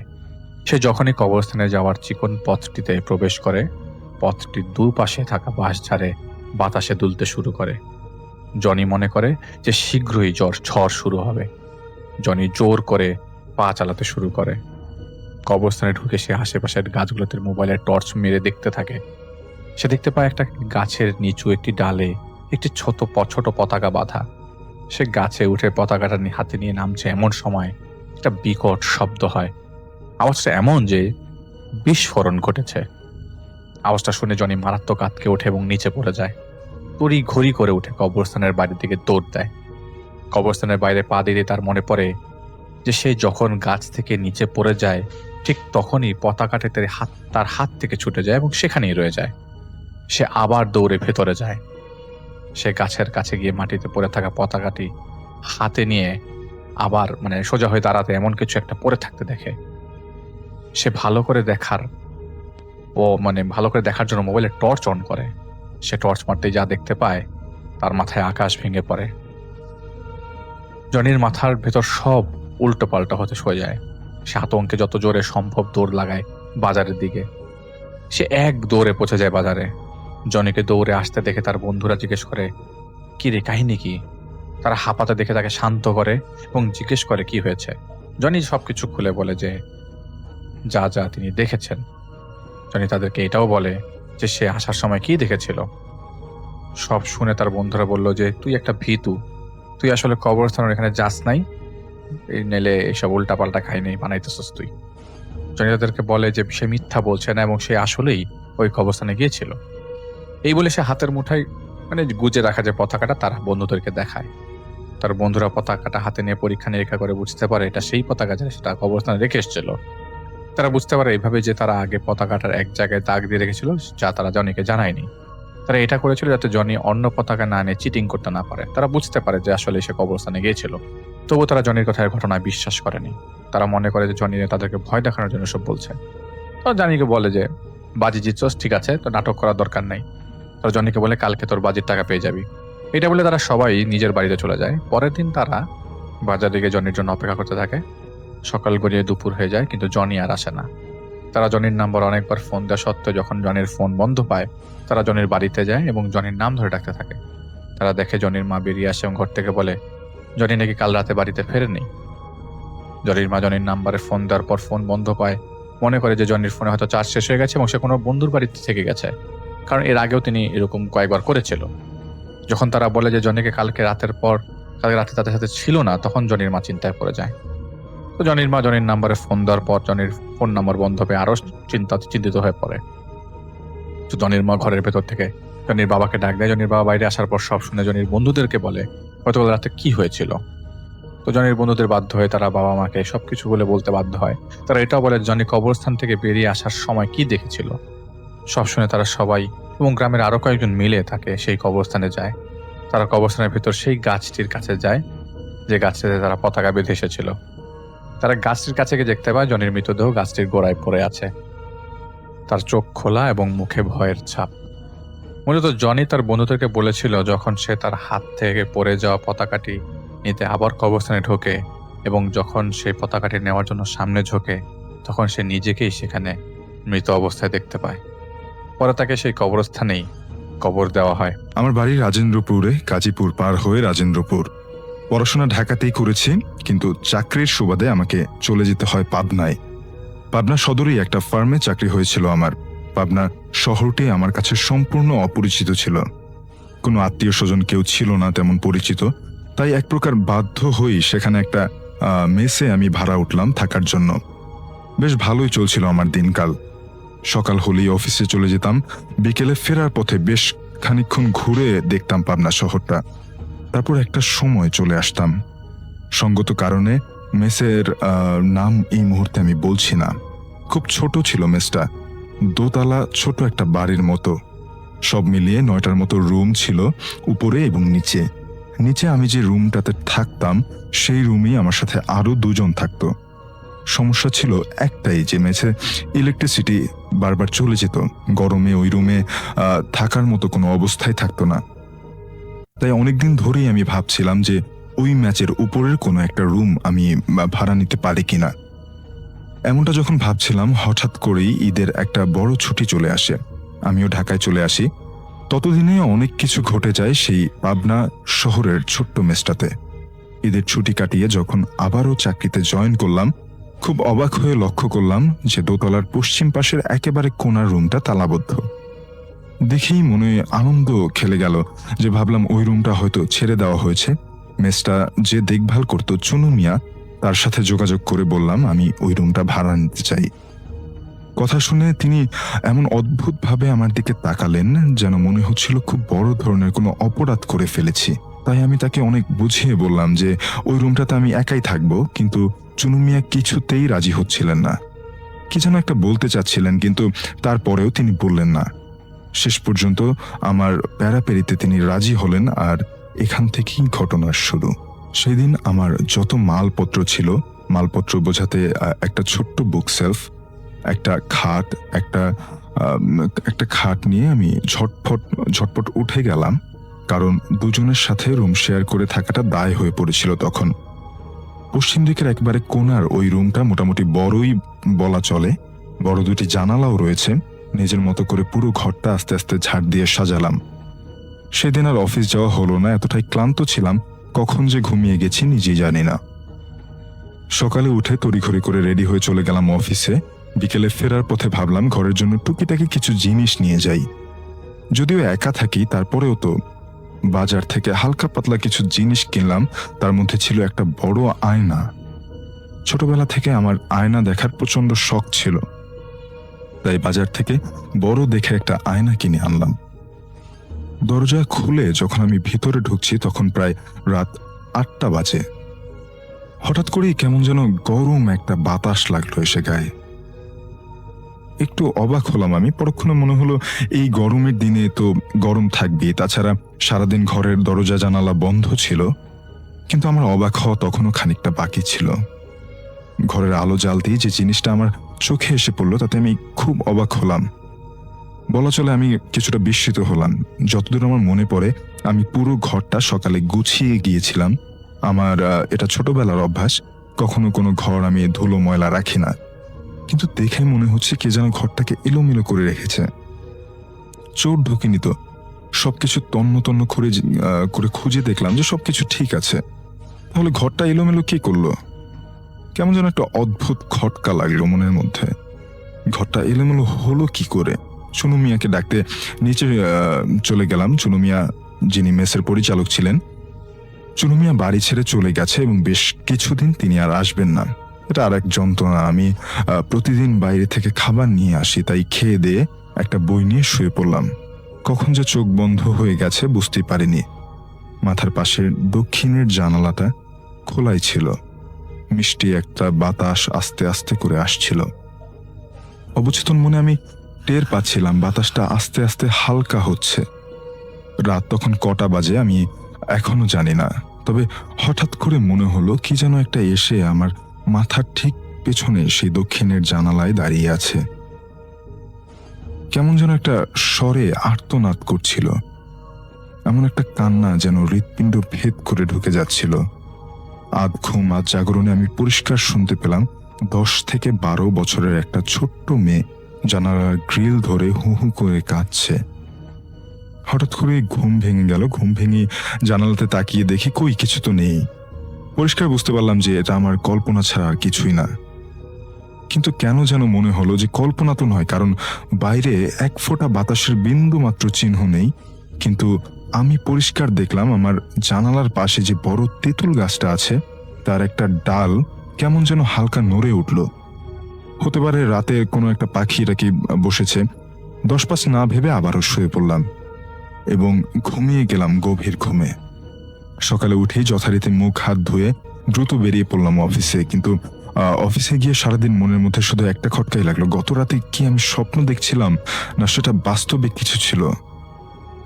এমনটা যখন ভাবছি তখন হঠাৎ করে মনে পড়লো আমি কি গতকাল ঘরটা গুছিয়ে এসেছিলাম। তখন মনে পড়লো হ্যাঁ, ঘর তো আমি গুছিয়ে রেখেছিলাম। সেদিন একটু তাড়াতাড়ি করে অফিস থেকে বের হলাম। বের হতে আচমকা এমন কাল বৈশাখী ঝড় নামলো, সেই ঝড় থামতে থামতে প্রায় রাত 10টা। যতক্ষণে আমি মেসে ফিরেছি সবাই ততক্ষণে ঘুমিয়ে পড়েছে, কারেন্টও নেই। ভাগ্য ভালো যে নিচ থেকে বুদ্ধি করে মোমবাতি কিনে এনেছিলাম। দরজা খুলে আমি ভিতরে ঢুকবো, ঠিক তখন আবার সেই গরম হালকা হাওয়া। কিন্তু আজ খুব অবাক হলাম, কারণ এত বৃষ্টির ফলে চারপাশটা প্রচুর ঠান্ডা হয়েছিল। তাহলে এই গরম বাতাস যে ঘোর দৌড় তো বন্ধ ছিল, ঘরের দরজাও তো বন্ধ ছিল, গরম বাতাস কোত্থেকে আসলো? ভেতরে বাতাসটা গরম হতেই পারে, কিন্তু মোম জ্বালিয়ে যখনই আমি বিছানাটার দিকে তাকালাম মোমটা কেমন যেন মরছে গেল। কেমন যেন একটা ভয় এসে আমার ভিতরে গ্রাস করলো। মনে হচ্ছিল পুরো বিছানাটা কেউ যেন দুমড়ে মুচড়ে রেখেছে। কিন্তু এমন তো হবার কথা নয়। সেদিন ক্ষুধাও লাগেনি ভালো করে, তাই আমি ঝটপট শুয়ে পড়ি। কি যেন ভাবতে ভাবতে চোখে যখন তন্দ্রাচ্ছন্ন হয়ে আসছিল তখন হঠাৎ করেই শুনতে পেলাম আবার সেই কান্নার শব্দ।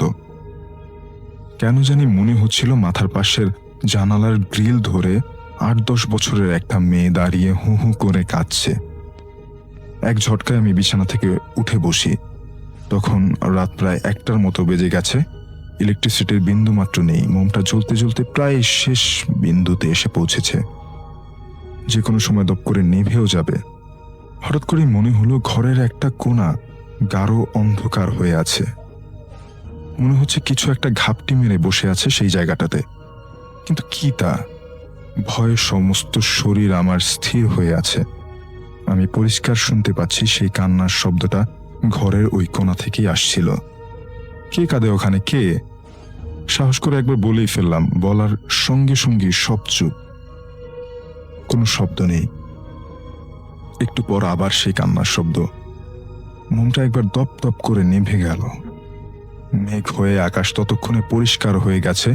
গাঢ় পরিষ্কার আলোয় আমি দেখলাম ঘরের অন্ধকার সেই কোণা থেকে একটা ছোট্ট মেয়ে আস্তে আস্তে এগিয়ে আসছে আমার বিছানার দিকে। আমি খুব অবাক হয়ে লক্ষ্য করলাম মেয়েটার চোখ নাক মুখ দিয়ে অঝোর ধারায় রক্ত পড়ছে, আর মেয়েটা হু হু করে কাঁদছে। কি করব কিছুই বুঝতে পারছিলাম না। গলা ছেড়ে চিৎকার করতে চাইলাম, কিন্তু মনে হলো কি যেন একটা আমার গলা চেপে ধরে আছে। একটা শব্দ বের হচ্ছিল না। আমি হাত পা ছড়াতে থাকলাম। মেয়েটা আস্তে আস্তে আমার বিছানার দিকে এগিয়ে আসছিল। মেয়েটা যতই কাছে আসছিল তার কান্নার শব্দটা ততই বেড়ে যাচ্ছিল। আমি নিঃশ্বাস বন্ধ করে তাকিয়েছিলাম মেয়েটার দিকে। তার চোখ দিয়ে মুখ দিয়ে নাক দিয়ে রক্ত টপ টপ করে পড়ছিল। কতক্ষণ এভাবে তাকিয়েছিলাম আমার মনে নেই। ততক্ষণে মেয়েটা প্রায় আমার বিছানার কাছে চলে এসেছে। এবার মেয়েটা 2 হাত লম্বা করে দিল আমার দিকে এবং খপ করে আমার গলাটা চেপে ধরল। আমি অনেক চেষ্টা করছিলাম তার হাত 2টা থেকে গলা সরানোর জন্য, কিন্তু কিছুতেই আমি পারছিলাম না। আমার দম বন্ধ হয়ে আসছিল। ভাবলাম আজই হয়তো আমার শেষ রাত। কান্নার শব্দ তীব্র থেকে আরো তীব্রতর হতে লাগলো এবং আমার দম ধীরে ধীরে বন্ধ হয়ে যেতে লাগলো। আমি আস্তে আস্তে আমার চারপাশ যেন অন্ধকার হয়ে আসছিল এমনটা দেখছিলাম। অসম্ভব এক যন্ত্রণায় হঠাৎ করেই আমি জ্ঞান হারালাম। এভাবে কতক্ষণ কি ঘটেছিল আমার আর কিছুই মনে নেই। জ্ঞান ফিরে দেখলাম মেসের সব লোক জড়ো হয়ে আছে এবং আমি নিজেকে আবিষ্কার করলাম পাবনা সদর জেনারেল হসপিটালে। আমার সারা মুখ দিয়ে লালা বের হয়ে একাকার অবস্থা। ভয়ে কাউকে কিছু বলতেও পারছিলাম না। কি বলবো তার ব্যাখ্যাও খুঁজে পাচ্ছিলাম না। পাবনায় আমার পরিচিত কেউ ছিল না। অফিসের কলিগরা খবর পায় তার পরের দিন, সবাই দৌড়ে ছুটে আসে আমাকে দেখার জন্য। ততক্ষণে ঢাকাতে আমার বাড়িতেও খবর পৌঁছে গেছে। আমার মা, বাবা, বড় ভাই সবাই আমাকে নিয়ে আসতে যায় পাবনাতে। কিন্তু সেদিন রাতে কি ঘটেছিল তার ব্যাখ্যা আমি আজও পাইনি। পরবর্তী সময়ে আমি যোগাযোগ করেছিলাম সেই মেসের পরিচালক চুনু মিয়ার সাথে। তার কাছ থেকে যতটুকু শুনেছি, জানি না কতটুকু সত্য, কিন্তু তিনি বলেছিলেন যে ওই রুমটাতে নাকি 10 থেকে 12 বছরের একটা বাচ্চা মেয়েকে এনে নির্মমভাবে নির্যাতন করে হত্যা করেছিল কিছু পাষণ্ড লোক। তারপর থেকে নাকি আজ অব্দি ওই রুমটাতে কোনো মানুষ থাকতে পারেনি। কিন্তু ভাববার বিষয় হচ্ছে ওই রুম থেকে নাকি কোনো মানুষ অক্ষত অবস্থায় ফেরেনি। একমাত্র আমিই সেই ব্যক্তি যার কিছুই হয়নি। ভাবছিলাম কেন হয়নি, সেও তো আমাকেও মেরে ফেলতে পারতো। যাই হোক, তারপর থেকে এখন পর্যন্ত এখন আমি যশোরে ব্র্যাকের প্রজেক্ট ম্যানেজার উন্নতি পেয়ে অফিসার পদে আছি। কিন্তু আজও পাবনা জেলার নাম শুনলে আমার স্মৃতির পাতায় ভেসে ওঠে সেই দিনের সেই ঘটনা, সেই বাচ্চা মেয়ের কান্না। কি কষ্টটা না হয়েছে সেই কান্নায়, কত কষ্ট, কত কষ্ট। আসসালামু আলাইকুম রাসেল ভাই, আশা করছি আপনি ভালো আছেন। রাসেল ভাই, আমি শাকিল আহমেদ লালমনিরহাট জেলার একটি প্রত্যন্ত গ্রাম থেকে আপনাকে ঘটনা পাঠাচ্ছি। রাসেল ভাই, আজকে আমি যেই ঘটনাটি আপনার সঙ্গে শেয়ার করতে যাচ্ছি সেটি আমাদের গ্রামের বহু বছর পুরনো একটি ঘটনা। এই ঘটনাটি এতটাই ভয়ানক ছিল যে আজও গ্রামের বয়স্ক মানুষরা রাত্রের বেলায় সেই জায়গার নামটা পর্যন্ত উচ্চারণ করতে দ্বিধাদ্বন্দ্বে পড়ে যায়। যাই হোক, সরাসরি ঘটনায় চলে যাচ্ছি। ঘটনাটা আজ থেকে প্রায় 25 বছর আগের একটা ঘটনা। আমাদের গ্রামের পশ্চিম পাশে ছিল একটা বিশাল বড় ফাঁকা মাঠ। এত বড় ফাঁকা মাঠ যেটা প্রায় 25 থেকে 30 বিঘা জমির মতো আর কি ফাঁকা মাঠ। তো এই মাঠটার মাঝখানে অদ্ভুতভাবে দাঁড়িয়ে ছিল একটা তাল গাছ। গাছটা একদমই সাধারণ নয়, লোকমুখে প্রচলিত ছিল গাছটার বয়স প্রায় 100 বছরেরও বেশি। আর এই গাছটা আসলে কিভাবে এখানে কে লাগিয়েছে বা কিভাবে বড় হলো এটা কেউ জানে না। আমার বাবাও জানে না, আমার বাবার বাবাও জানে না, তার বাবাও এটার আসল রহস্য বা কখন থেকে এটা জন্মেছে বা কখন এটা হয়েছে এটা কেউ দেখেনি। শুধু সবাই এতটুকুই বলে যে জন্মের পর থেকে আমি এই গাছটা দেখে এসেছি। আর গাছটা ছিল অস্বাভাবিকভাবে লম্বা, চারপাশে আর কোনো গাছগাছালি একদমই ছিল না। দূর থেকে তাকালেই শুধু ওই তাল গাছটাকেই দেখা যেত, আর অন্য কোনো কিছুই দেখা যেত না। আর গাছটিকে নিয়ে অনেক ধরনের ভৌতিক ঘটনা বেশ প্রচলিত ছিল আমাদের গ্রামে। বলা হতো রাত 12টার পর ওই তাল গাছের মাথায় আগুনের মতো জ্বলে ওঠে। কখনো কখনো গাছের নিচে সাদা কাপড় পরা কাউকে দাঁড়িয়ে থাকতে দেখা যায়। আবার মাঝে মাঝে নাকি অনেকেই দেখে এই তাল গাছের নিচে সাদা কাপড় পরা অনেকগুলো মানুষ বসে নাকি মিটিং করছে। আবার কেউ কেউ দাবি করে গভীর রাতে গাছের দিক থেকে মানুষের কান্নার শব্দ ভেসে আসে। কিন্তু এই গ্রামের একটা তরুণ সমাজ ছিল যারা কিনা এসবে একদমই বিশ্বাস করতো না। তাদের মধ্যে অন্যতম একজন সাহসী ছিল নাসিরউদ্দিন মোল্লা। সে সবসময় বলতো, আরে চাচা, এসব ভূত কিছু হয় না, এসব মানুষের বানানো গল্প। আর এই মাঝখানে একটা তাল গাছ হয়েছে, তো কি হয়েছে, থাকতে পারে না, হয়তো এটাকে কেউ নষ্ট করেনি, এজন্য এটা থেকে গেছে। তো কিন্তু এলাকার যারা বৃদ্ধ আছে তারা বলে, বাবা তোমরা নতুন মানুষ, তোমরা এসব কিছুতে বিশ্বাস করবে না, আমরা এটা জানি, কিন্তু এই গাছের কোনো মূল নক্ষত্র নেই। যাই হোক, এক বর্ষার পরে গ্রামের ইউনিয়ন পরিষদ থেকে সিদ্ধান্ত নেওয়া হয় মাঠের মাঝখান দিয়ে নতুন করে একটা রাস্তা করা হবে। কারণ এই মাঠের মাঝখান দিয়ে যদি রাস্তা করা হয় তাহলে খুব সহজেই অনেকগুলো মানুষ অনেকটা সময় বাঁচিয়ে তাদের গন্তব্যস্থানে যাইতে পারবে। কিন্তু সমস্যা হলো রাস্তার মাঝখানেই দাঁড়িয়ে আছে সেই বড় তাল গাছটা। অনেকেই আপত্তি জানায় যে এই তাল গাছটা কেটে ফেলানো হবে, এই তাল গাছটা রেখে কোনো লাভ নাই, তাল গাছটা আমরা কেটে ফেলি। কিন্তু বয়স্ক লোকেরা বলে, গাছটা কাটিস না রে, গাছটা কাটিস না, এই গাছটা কাটলে তোদের বিপদ হবে। কিন্তু কারো আর কোনো কথা শোনা হয় না। অবশেষে সবার পরামর্শ নিয়ে নবীন প্রবীণ সবাইগুলো মিলে এক সকালে কয়েকজন শ্রমিক এসে এই বট গাছটা কাটতে শুরু করে।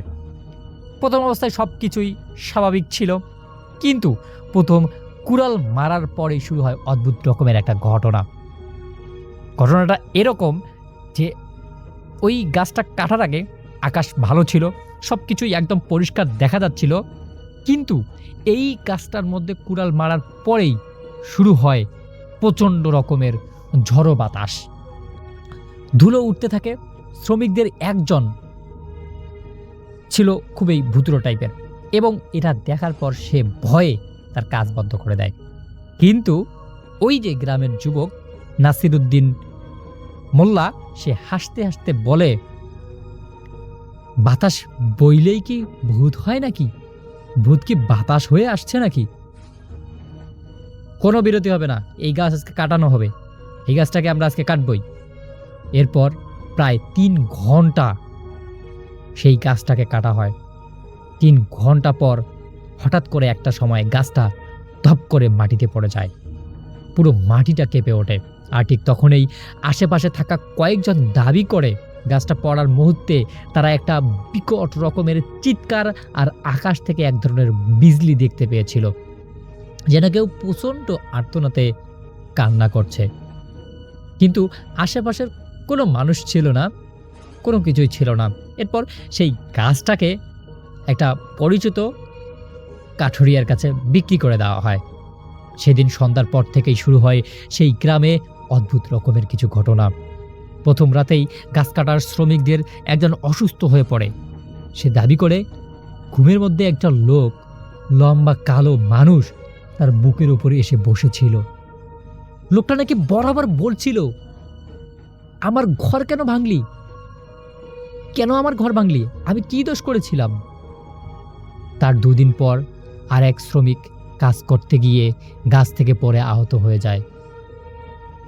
তার 1 সপ্তাহ পর 3য় শ্রমিক রহস্যজনকভাবে নিখোঁজ হয়ে যায়। এই গুজবটা ছড়িয়ে পড়ে পুরো এলাকার মধ্যে এমন একটা থমথমে পরিবেশ শুরু হয়, যেন মনে হচ্ছে এলাকার মধ্যে একটা জিন এসে গেছে। কিন্তু নাসির মোল্লা তখনও হাসাহাসি করত, বলতো আসলে মানুষগুলো পাগল হয়ে গেছে, কি একটু হয়েছে না হয়েছে সেটা নিয়ে হইচই শুরু করে দিয়েছে। এরপর আসে এক রাত। সেই রাতে নাসির মোল্লা তার বন্ধুদের নিয়ে সেই কাটা গাছ তলের যে গুড়িটা ছিল, সেই গুড়ির পাশে বসে আড্ডা দিচ্ছিল পূর্ণিমার একটা রাতে। আলাপ করতে করতে রাত প্রায় 1টা বেজে যায়। চাঁদের আলোয় চারপাশটা একদমই পরিষ্কার দেখা যাচ্ছিল। তারা গল্প করছিল এবং তাদের মধ্যে হঠাৎ করে একজন বলে, সবাই এইদিকে তাকাও। ঠিক সবাই তাকাতেই যেটা দেখে তাদের বুকের রক্ত হিম হয়ে যায়। কারণ তারা দেখে মাঠের মাঝখানে যেখানে তাল গাছটা কাটা হয়েছিল, সেখানে আবার একটা নতুন করে তাল গাছ হয়েছে, একদম আগের মতো লম্বা, কালো, নিঃশব্দ, বাতাসের মধ্যেও যেন ঝুলছে না, একদম নির্ভীকভাবে দাঁড়িয়ে আছে। কিন্তু সবাই অবাক হয়ে গেল, কিরে এই গাছটা না কাটা হয়েছিল, তাহলে এটা আবার কি? এটা দেখে ভয় পেয়ে নাসিরের বন্ধুরা একদম দৌড়াতে থাকে বাড়ির দিকে। কিন্তু নাসির কি করে? নাসির সেখানে ধপ নেকে দাঁড়িয়ে থাকে। সে ভাবে হয়তো এই আমার বন্ধুরা চোখে ভুল দেখতেছে। তারপর সে চোখগুলো একটু ঘষলিয়ে আবার সেই তাল গাছটার দিকে তাকালো, আর সে হঠাৎ করে দেখতে পায় তাল গাছটার মাথার মধ্যে কেউ একটা বসে আছে, একটা মানুষের অবয়ব, 2 পা ঝুলছে, অস্বাভাবিকভাবে লম্বা হাত, অস্বাভাবিক মাথার চুল, মাথার মধ্যে একটা শিং দেখা যাচ্ছে। আর তার চোখ দুটো ঝলঝল করে জ্বলছে। সেই চোখ সরাসরি নাসিরের দিকে তাকিয়েছিল। নাসির মোল্লা প্রথমবারের মতো ভয় পায়। সেই এমন দৌড়ায়, এক দৌড়ে বাড়ি ফিরে আসে। কিন্তু সেই রাতেই তার জীবনের সবথেকে ভয়ানক ঘটনাটা ঘটে। সে রাত ৩টার দিকে ঘুম ভেঙে যায় তার, কারণ সে অনুভব করছিল কেউ যেন তার জানালার বাহিরে একটা দাঁড়িয়ে আছে। সে ধীরে ধীরে জানালার দিকে তাকায়, আর তখন তার শরীর একদমই অবশ হয়ে যায়, কারণ সে জানালার বাহিরে দিকে তাকিয়ে দেখে ওই তালগাছটার উপর বা তালগাছটার মাথায় যে অবয়বটা ছিল, সেই অবয়বটি মাটিতে নয়, জানালার সামনে উচ্চতায় যেন বাতাসে ভেসে এসে আসছে। তার চোখ দুটো আগের মতোই জল করছে, মুখে অস্বাভাবিকভাবে হাসি, আর তার গলা থেকে ভেসে আসছে কর্কশ রকমের শব্দ, ফিরিয়ে দে আমাকে, আমার ঘর ফিরিয়ে দে। এরপর নাসির মোল্লা খুব অট্ট জোরে একটা শব্দ করে জ্ঞান হারিয়ে ফেলে। পরদিন সকালেও সে কথা বলতে পারছিল না। এরপর থেকে প্রায় প্রতি রাতেই গ্রামের বিভিন্ন মানুষের সঙ্গে অদ্ভুত রকমের কিছু ঘটনা ঘটতে শুরু করে। কেউ দেখে তালগাছটা আবার দাঁড়িয়ে আছে, আবার কেউ দেখে তাল গাছের মাথার উপর একটা মানুষ ঝুলছে, আবার কেউ দেখে গভীর রাতে ধপ করে তাল পড়ছে। কিন্তু সকালে সেখানে কোনো তাল পাওয়া যায় না, কোনো গাছ পাওয়া যায় না, কোনো কিছুই পাওয়া যায় না। সবথেকে ভয়ঙ্কর ঘটনাটা ঘটে একটা অমাবস্যার রাতে। গ্রামের এক বৃদ্ধ লোক ফজরের নামাজ পড়ার জন্য যাচ্ছিল সেই যে নতুন রাস্তাটা করা হয়েছিল তালগাছ কেটে, সেই রাস্তাটা দিয়ে। তিনি মাঠের পাশ দিয়ে যাওয়ার সময় দেখতে পান কাটা তালগাছটার গুড়ির চারপাশে কয়েকটা কালো অবয়ব দাঁড়িয়ে আছে। তারা সবাই নিচু গলায় কিছু একটা বলছে, যেন কোনো অজানা ভাষায় কথা বলছে। বৃদ্ধ ভয়ে সেখান থেকে পালিয়ে বাড়ি ফিরে আসেন এবং এই ঘটনাটা সবাইকে বলেন। সবাই জিনিসটাকে অনেক বেশি গুরুত্ব সহকারে দেখে এবং এলাকার গণ্যমান্য ব্যক্তি এবং এলাকার যে মেম্বার চেয়ারম্যান ছিল তাদেরকে ডেকে নিয়ে আসা হয়।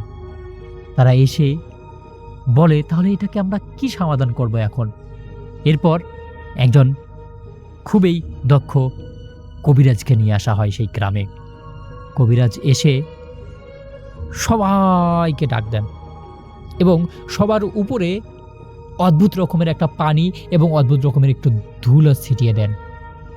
দেওয়ার পরে ওই যে শ্মশান ঘাটটা ছিল, সেই ওই যে একটা তাল গাছ ছিল, সেই তাল গাছের স্থানে একটা মসজিদ বানিয়ে দেওয়ার জন্য সবাইকে বলেন এবং এরপরে সেখানে একটা মসজিদ বানিয়ে দেওয়া হয়। এরপর আশেপাশে অনেক দোকানপাট হয়। এখন জায়গাটা ভালো আছে, সব কিছু ঠিকঠাক আছে। তো রাসেল ভাই, ঘটনাটা অনেক দিন আগের। আমি আসলে ঘটনাটা আমার দাদুর মুখ থেকে শুনেছিলাম, তো আজকে ভাবলাম যে আপনার সঙ্গে শেয়ার করি। যদি ঘটনাটা ভালো লাগে তাহলে শেয়ার করবেন। তো এখন আমি আপনাদেরকে একটি ছোট্ট কাহিনী শোনাবো, যেটা আমার সাথে শেয়ার করেছিল র্যাচিনো আন্ডারউড নামে একজন আমেরিকান, এবং তার নানা বাড়ি ছিল অ্যালাবামা,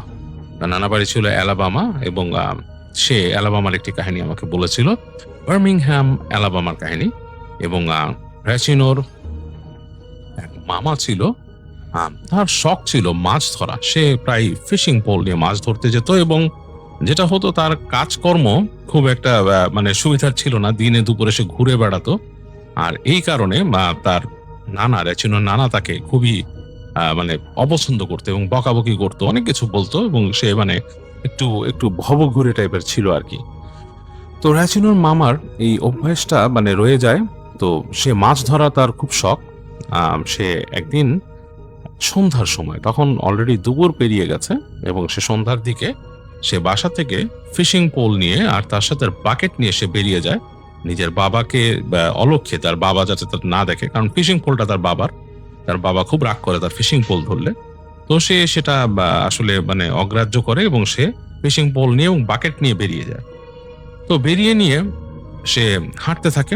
হাঁটতে হাঁটতে যেটা করে তার, সে জানে যে সেখানে একটা নদী আছে, নদীর অংশ আছে। সেই নদীর অংশটা পেতে গেলে তাকে যেটা করা লাগবে, যে একটা বিশাল উডস আছে, এবং সেই উডস বলতে বড় একটা জঙ্গল বা গাছের জঙ্গলই বলা যায়, সেটাকে ফরেস্টকেই উডস বলে। তো সাধারণত ফরেস্টকে উডস বলে, বাট ছোট অংশগুলোকে উডস বেশি বলে আর কি, যেখানে ফরেস্টের একটা ছোট অংশ থাকে। তো সে জানে একটা বিশাল উডস আছে, বিশাল ফরেস্টের মতো আছে। সেটা পার হয়ে গেলে একটা বাড়ি পড়ে। সেই বাড়িটা একসময় এক সাদার ছিল, এবং একজন শ্বেতাঙ্গর ছিল, এবং সে ওই বাসাটাকে বেশ অনেক একর জায়গা নিয়ে সে বাসাটাকে রাখতো, এবং সেখানে সে ফার্মিং করত। এবং সেই শ্বেতাঙ্গর বাসায় অনেক রকমের মানুষ কাজ করতো, এবং শ্বেতাঙ্গ লোকটা মানে একটু রুড প্রকৃতির ছিল, এবং সে মানে অন্যরকম ছিল। তো পরবর্তীতে কিছু একটা আনসেটেলড ব্যাপারে সে মারা যায়, এবং তার পরিবার সেই বাড়িটাকে ওইভাবেই ফেলে রাখে। বাড়িটার আসলে খুব একটা যত্নার্থে কিছু করা হয়নি, এবং সেটার কোনো ডিসিশনও হয়নি। এইটা ওইভাবেই পড়ে আছে, এটা নিয়ে সম্ভবত কেস চলছে। তো যাই হোক, সেই বাড়িটা মোট কথা একটা আনসেটেলড একটা প্রপার্টি। সেখানে সেই বাড়িটা আছে উডসের পরে, এবং সেটার পর দিয়ে, এবং বাড়িটা কিন্তু অনেক পুরনো একটা বাড়ি, যেটার পরবর্তীতে রিনোভেশনও হয়নি। যাই হোক, সেই বাড়ির পরে সেই বাড়ির পরে উডসের আরেকটা অংশ আছে, এবং তারপরই হচ্ছে সেই নদীর অংশটা।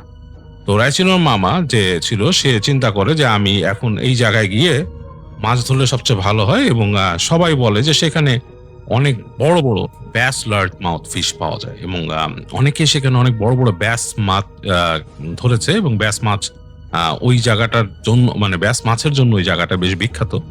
যারা মাছ ধরে তারা ওই জায়গায় ব্যাস শিকার করতে হলে ওই অংশটায় যায়, এবং ভালো মাছ পায়। এমনকি অনেকে নাকি 15 কেজি বা 15 পাউন্ড 14 পাউন্ড এরকম ওজনেরও মাছ ওখানে পেয়েছে। তো যাই হোক, র্যাচিনোর মামাও খুব ইন্টারেস্টেড হয়ে যায় যে সে আজকে যাবে, কারণ সে তাদের লোকাল যেই আশেপাশের যেই অংশগুলো সেখানে মাছ ধরেছে, সেখানে সে গ্রাস কার্প ছাড়া আসলে তেমন কিছু পায়নি। তো সুতরাং তার আগ্রহ হচ্ছে এই ব্যাস মাছ ধরা। তো সে কিন্তু সন্ধ্যার সময় বেরিয়েছে, তখন অলরেডি অন্ধকার হয়ে যাচ্ছে চারিপাশে, বেশ অন্ধকার হয়ে আসছে, মানে ঘনিয়ে আসছে, আলো অনেকটাই পড়ে গেছে। তো সেই সময় বেরোলো। যখন সে হেঁটে হেঁটে উডসের কাছে গেছে, তখন তার একবার মনে হলো যে আসলে একা যাচ্ছে কেন, যদি আমার ফ্রেন্ডকে নিয়ে যেতাম। তার এক ফ্রেন্ড ছিল নিকোলাস, তাকে সাথে নিয়ে যেতে পারলে তার জন্য ভালো হতো। একবার ভাবলো সে, কিন্তু সে ভাবলো আমি অনেক দূর চলে আসছি, এখন আমাকে জাস্ট উডসের মধ্যে ঢুকতে হবে, উডসের হাঁটা পথ ধরে হেঁটে যাবো সামনে, অ্যান্ড দেন ওই প্রপার্টি ক্রস করলেই তারপরেই তো একটা উডসের ছোট অংশের পরেই হচ্ছে সেই নদীর অংশ, সেখানে আমি পৌঁছে গেলেই তো মাছ ধরবো, and on the way back আমি চলে আসবো সুন্দর। সো সে এতটা চিন্তা করছে না। সো সে হাঁটা দিল, এবং সে উডসে ঢুকে গেল।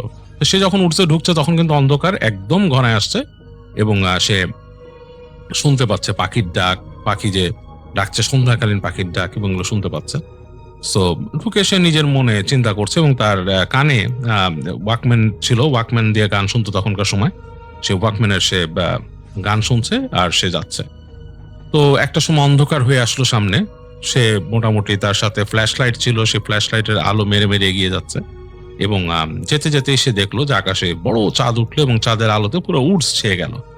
তো উডসের পাতা খুব একটা ছিল না, ডালগুলাই মেইন, এবং সেখানে সে আলোটা কিন্তু উডসেও ঢুকছে, এবং বেশ লাগছে তার কাছে। সে মনে করলো, ওয়েল, আমি একটা মানে মানে কঠিন ডিসিশন নিয়েছি আজকে। আসলে এরকম ডিসিশন নেওয়াটা আমার জন্য পারফেক্ট ছিল আজকে।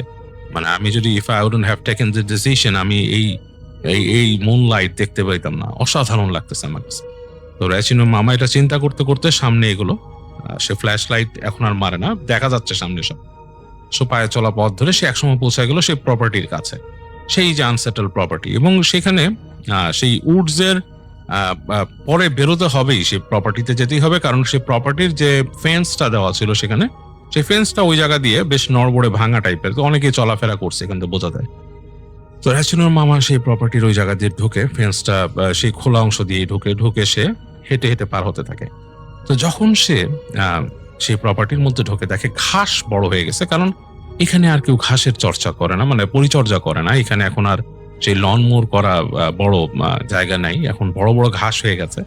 তো সে হাঁটছে আর তাকাচ্ছে, সে দূরে দেখতে পাচ্ছে বাড়িটা, সেই বাড়ি যেটা নাকি যেখানে মানে মানুষ থাকতো আগে, সেই বাড়িটা হচ্ছে কাঠের একটা বাড়ি, মাঝখানে দেখা যাচ্ছে বেশ বড় দোতলা বাড়ি, বেশ উঁচু দোতলা বাড়ি, এবং কাঠের সেই অবকাঠামো দাঁড়িয়ে আছে।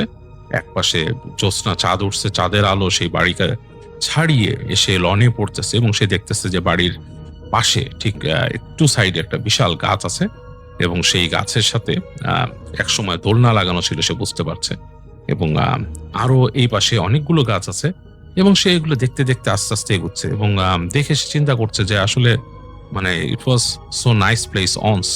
সে চিন্তা করছে যে একসময় নাইস প্লেস ছিল। আবার তার কাছে মনে হচ্ছে যে এগুলো যখন নাকি বাড়িটা অনেক পুরনো, এবং একসময় হয়তো এই যে আগে যে শ্বেতাঙ্গ ছিল তার পূর্বপুরুষরা ছিল, এখানে একসময় দাস প্রথা অ্যাক্টিভ ছিল, তখন হয়তো এদের উপর অত্যাচারও হয়েছে।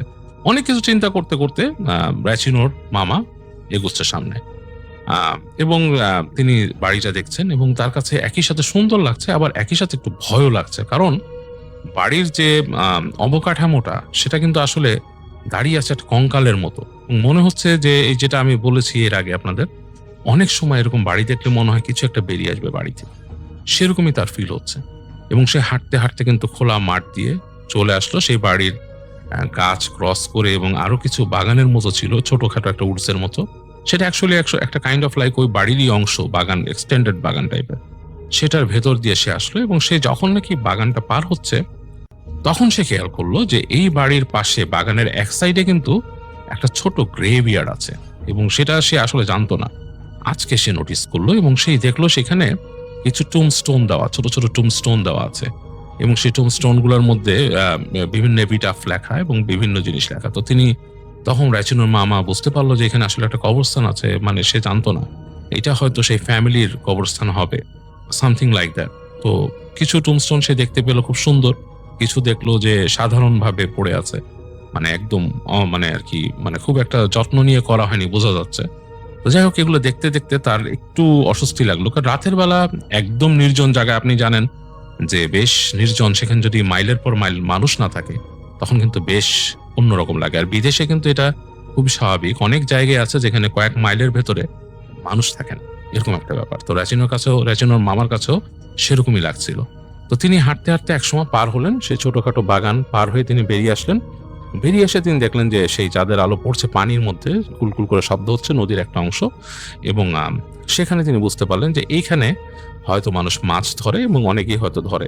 তো তিনি সেখানে চলে গেলেন, তার বাকেট রাখলেন, এবং চিন্তা ভাবনা করে আস্তে ধীরে তিনি তার ফিশিং যে অ্যাক্সেসরিজ বের করলেন, সেখানে fishing bait and all that সবকিছু তৈরি করে তিনি একসময় তার পোল ছুড়লেন আর কি, সেটি মাছের জন্য ফিশিং পোল থেকে বড়শি ফেললেন পানিতে, এবং বসে আছেন অনেকক্ষণ, এবং তার কানে কিন্তু হেডফোন, তিনি গান শুনছেন এবং তিনি মাছ ধরার জন্য বড়শি পেতে আছেন। তো এক সময় তার ফিশিং হুকে মাছ বাঁধলো, বুঝতে পারলো যে তার যে এখানে ছোট যে কাঠিটা ছিল সেটা পানির তলে চলে গেল।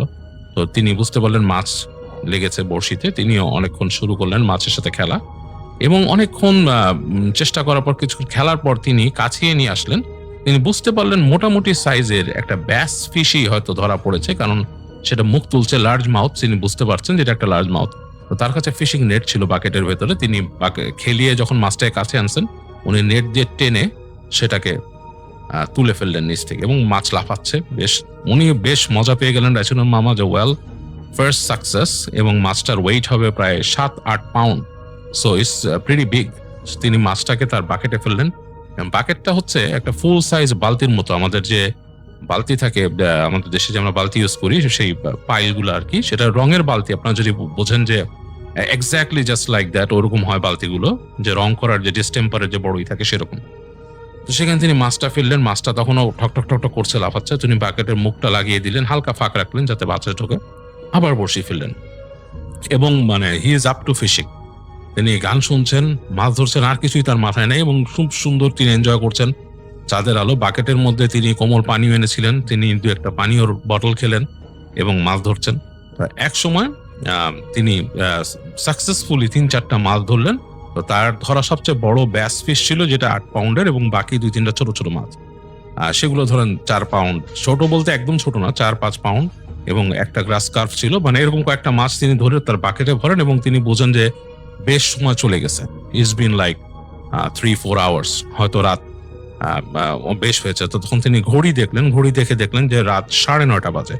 তো বুঝলেন যে বেশ সময় হয়ে গেছে, এখন মানে হি মাস্ট রিটার্ন, তাকে ব্যাক করতে হবে। তো তিনি সেই তার বাকেটটা ধরলেন, বেশ ওজন হয়ে গেছে এখন, আর তিনি তার সরঞ্জাম সব রাখলেন, রেখে তিনি রওনা দিলেন। তো তার এক হাতে ফিশিং পোল এবং আরেক হাতে তার বাকেট, এইভাবে তিনি আসছেন। এবং আস্তে আস্তে এইবার কিন্তু তিনি টায়ার্ড হয়ে যাচ্ছেন, কারণ তার বয়সও কিন্তু বেশি না, he is like 2 years old, 22 বছরের মতো বয়স হবে তার। তো সেও কিন্তু বেশ বয়স্ক না। আসছেন, এসে তিনি সেই প্রপার্টিতে আসলেন। তো এর মধ্যে ঠান্ডা বেড়ে গেছে, রাতের মধ্যে রাত যত গভীর হয়েছে শীত বেড়েছে এবং ঠান্ডাটা বেশ পড়ছে, এবং তিনি দেখছেন চাঁদটা আরো বড় হয়ে আছে আকাশে, চাঁদের আলো পুরো ছড়িয়ে ছিটিয়ে গেছে চারিপাশে পুরো বাগানে। তিনি মাছ নিয়ে আসেন, মাঝে মাঝে তার সেই মাছের বালতির ভেতরে মাছ খটখট করে লাফাচ্ছে। তো এরকম করতে করতে তিনি আরো এগিয়ে এলেন। যখন লনের কাছে আসলেন, দেখলেন লনটা পুরো আলোয় আলোকিত হয়ে আছে চাঁদের আলোতে। তো আরো কাছে এলেন তিনি। এমন সময় তিনি দেখতে পেলেন যে সেখানে যে বড় গাছটা ছিল, যে গাছে দোলনা লাগানো ছিল সম্ভবত আগে, সেইখান থেকে দুটো বড় বড় কি তুলে আছে। তো তিনি আসলে বুঝতে পারলেন না কি ঝুলে আছে, এটা মনে হচ্ছে যে বড় দুটো ভাইন, মানে বড় দুটো লতার মতো, বট বা কোনো গাছের মধ্যে যদি ভাইন থাকে সেরকম দুটো লতার মতো ঝুলে আছে। তিনি বললেন যে আমি আগে তো দেখি নাই, আমি যখন প্রথম আসছি এরকম কোনো লতা এখানে দেখি নাই। যাই হোক, তিনি আরো কাছে এলেন এবং তিনি বেশ কাছে আসতে গিয়ে তিনি আরেকটু অবাক হলেন। মনে হলো যে ভাইন দুটা শেপ অনেকটা মানুষের পায়ের মতো, এবং শেষের অংশ যেটা নেমেছে সেই অংশটা ঠিক মানুষের পায়ের পাতার মতো হয়ে গেছে এবং নখের কাছে চোখা চোখা টাইপের। তো তার কাছে আরেকটু অস্বস্তি লাগলো। তিনি বলে এইরকম কিছু আমি দেখিনি। এবং তিনি যখন নাকি ওই গাছটাকে মোটামুটি 15-20 ফিট দূর দিয়ে ক্রস করে যাচ্ছেন, তখন তিনি আবার আর চোখে তাকিয়ে দেখলেন যে পা দুটো ওইভাবেই আছে বা বাইন দুটো ওইভাবেই আছে। তিনি যখন আরেকটু সামনে গেলেন, তখন তিনি সাহস করে পেছন ফিরে তাকালেন। এইবার তার ভয় পাবার পালা, তার সারা শরীরের রোম দাঁড়িয়ে গেল। তিনি দেখলেন গাছের ডালে একটা মহিলা বসা, এবং সেই মহিলাটার হাত দুটো জাস্ট লাইক আরো দুটো বাইনের মতো, এবং চেহারাটা কালো কুচকুচে, চেহারার ভেতরের অংশ বোঝা যাচ্ছে না কিছু। তার পা দুটোই ঝুলেছিল এবং পা দুটোর লম্বা হবে প্রায় 8 ফিট 10 ফিটের মতো দুটো পা, এবং মাঝখানে শরীরটা আরো 4-5 ফিট, দুটো হাত আরো লম্বা, মানে টোটালি মহিলাটা লম্বা হবে 15 থেকে 20 ফিট। সে গাছের বড় ডালটার মধ্যে বসেছিল। তো র্যাচুনের মামা এটা দেখে তার সারা শরীর ঠান্ডা হয়ে যায় এবং তার পুরো শরীরে গুজবাম্প হয়। তিনি ফিল করেন যে তিনি নেমে দৌড় দিবেন, সেখান থেকে ঝেড়ে দৌড় দিবেন। তো তিনি তারপরও ভয়ের সময় মাথা একটু ঠান্ডা রেখে তিনি আস্তে আস্তে চলার চেষ্টা করেন, চিন্তা করেন যে আমি যদি জায়গাটা পার হয়ে যেতে পারি। সে আরেকটু আগে তিনি হেঁটে যান। এই সময় তিনি হঠাৎ করে পেছনে শব্দ পান।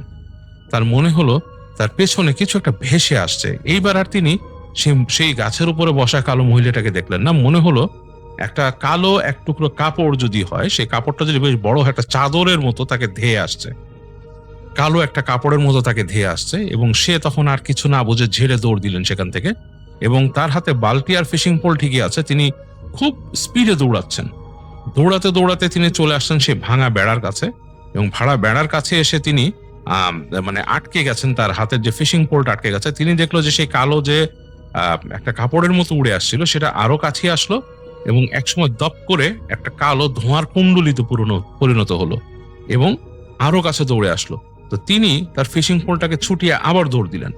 তো দৌড় দিতে দিতে তিনি আর মানে বাঁচছেন না, প্রচন্ড জোরে দৌড়াচ্ছেন তিনি সেই উডসের মধ্যে দিয়ে দৌড়াচ্ছেন, আলোতে যতটুকু দেখা যাচ্ছে, এবং তার মনে হচ্ছে যে তার পেছনে কেউ ধাওয়া করে আসছে, এবং তিনি বুঝতে পারছেন যে কিছু একটা আসছে তার পেছনে।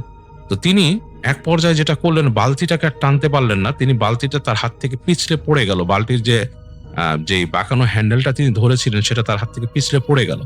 তো ঠাস করে পড়লো, পড়ে ভেতর থেকে তার কিছু সরঞ্জাম বেরিয়ে গেল, তার মাছ সাইড হয়ে বের হয়ে গেল দুটো।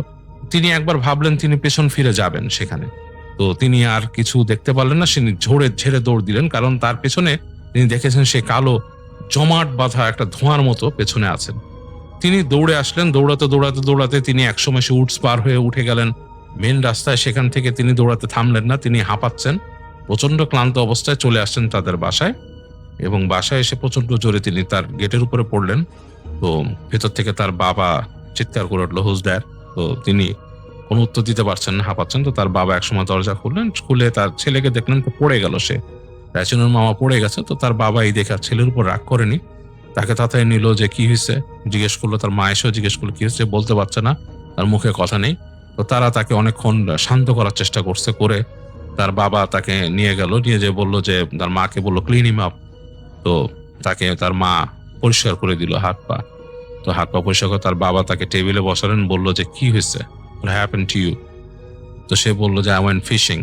তো তার বাবা বললো যে কি হয়েছে, so what happened? তো বলে যে আমি ওই জায়গায় ফিশিং এ গেছি, এখান থেকে এত দূর। তার বাবা শুনে খুব রাগ করলেন, রাগ করে বললেন যে তুমি কি ওই অ্যাবান্ডন প্রপার্টি ক্রস করে গেছো ওই জায়গায়? ওই জায়গা তুমি জানো যে ওই জায়গাটা খারাপ, ওই জায়গায় ডেড ম্যান সোল আছে, অনেক ডেড ম্যান সোল। অনেক কিছু তাকে তার বাবা বলেন যে ওইখানে তারা বলে তাদের কথায় যে মৃত মানুষের আত্মারা সেখানে ঘোরাফেরা করে এবং অনেক কিছু। তো সে চুপ করে থাকে, কিছু বলে না। তো তার বাবা তাকে অনেক বোঝায় বলে যে এরকম যেতে হয় না, অনেক জায়গা আছে খারাপ, পৃথিবীতে অতি প্রাকৃত অনেক ব্যাপার আছে, সেগুলোই করে। তো তুমি বেঁচে গেছো আজকে, তুমি হয়তো বাঁচতে নাও পারতা। যাই হোক, অনেক কিছু বুঝায়। তো তার মা তাকে রাতের বেলা ঘুমাতে দেয়, বলে যে কিছু হলে আমাকে ডাকবা। র্যাচিনোর মামা ঘুমোতে যায় এবং তিনি নাকি রাতের বেলা অনেক রকম নাইটমেয়ার দেখেন, অনেক বেশি রকমের দুঃস্বপ্ন দেখেন, বিভিন্ন রকমের রাতের স্বপ্নের মধ্যে শব্দ করেন। তো র্যাচিনোর নানি তাকে গিয়ে দেখেন রাতের বেলা, শান্ত করেন।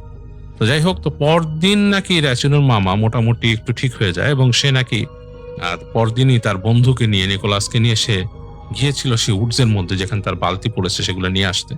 তো সেখানে গিয়ে দেখে তার বালতি ঠিক আছে, সেখানে মাছের কোনো এমনি চিহ্ন সে পায় না। তো অনেক দূর আরো হেঁটে যেয়ে সে দেখে যে সে মাছের একটা অংশ, লেজের কিছু অংশ, একটা ব্যাস ফিশের একটা লেজের কিছু অংশ পড়ে আছে, এতক্ষণে পচে গেছে, গন্ধ ছড়াচ্ছে বেশ বাজেভাবে, কিন্তু বাকি মাছটা নেই।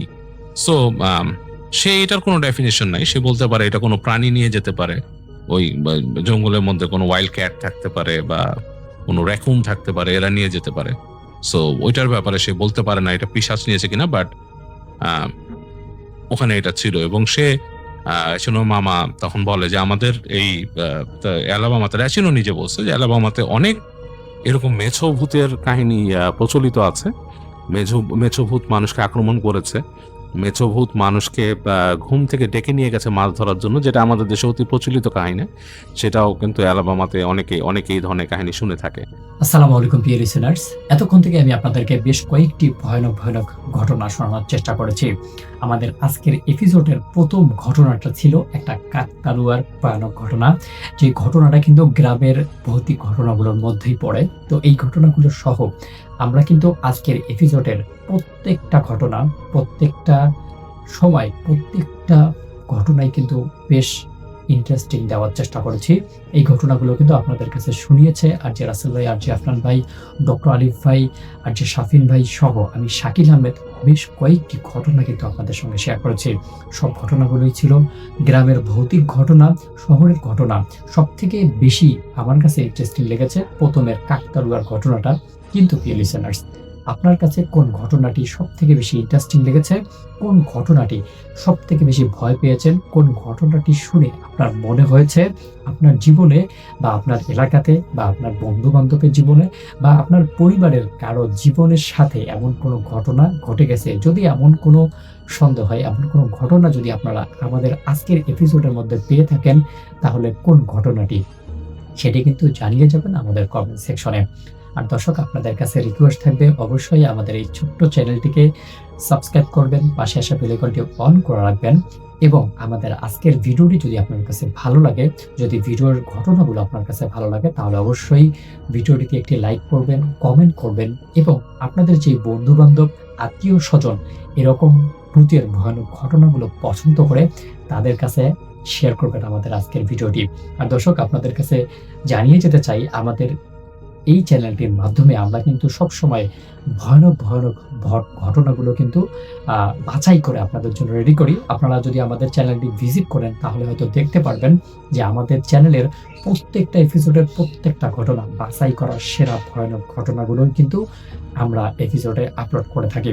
তো প্রিয় লিসেনার্স, আপনাদের কাছে আমি রিকোয়েস্ট করব অবশ্যই আপনারা কিন্তু আমাদের চ্যানেলটি ভিজিট করে আসবেন এবং উপভোগ করবেন আপনাদের বাছাই করা সেরা ইন্টারেস্টিং, সেরা মিস্টোরিয়াস ঘটনাগুলো কিন্তু আছে আমাদের এপিসোডে। তো প্রিয় লিসেনার্স, শেষ করবো আমাদের আজকের এপিসোড। আবার দেখা হচ্ছে নতুন এপিসোডে, নতুন আরো অনেকগুলো ভয়ানক ঘটনা নিয়ে। ততক্ষণ পর্যন্ত সবাই ভালো থাকবেন, সুস্থ থাকবেন, আপনাদের সবার মঙ্গল হোক। কিন্তু আগামীকাল আবারও আমি উপস্থিত হয়ে যাচ্ছি ঠিক রাত 10টায় ইনশাআল্লাহ। ততক্ষণ পর্যন্ত সবাই ভালো থাকবেন, সুস্থ থাকবেন, আপনাদের পরিবার পরিজনকে নিয়ে সুন্দর একটি সমাজে বসবাস করার চেষ্টা করবেন ইনশাআল্লাহ। ভালো থাকবেন, আল্লাহ হাফেজ।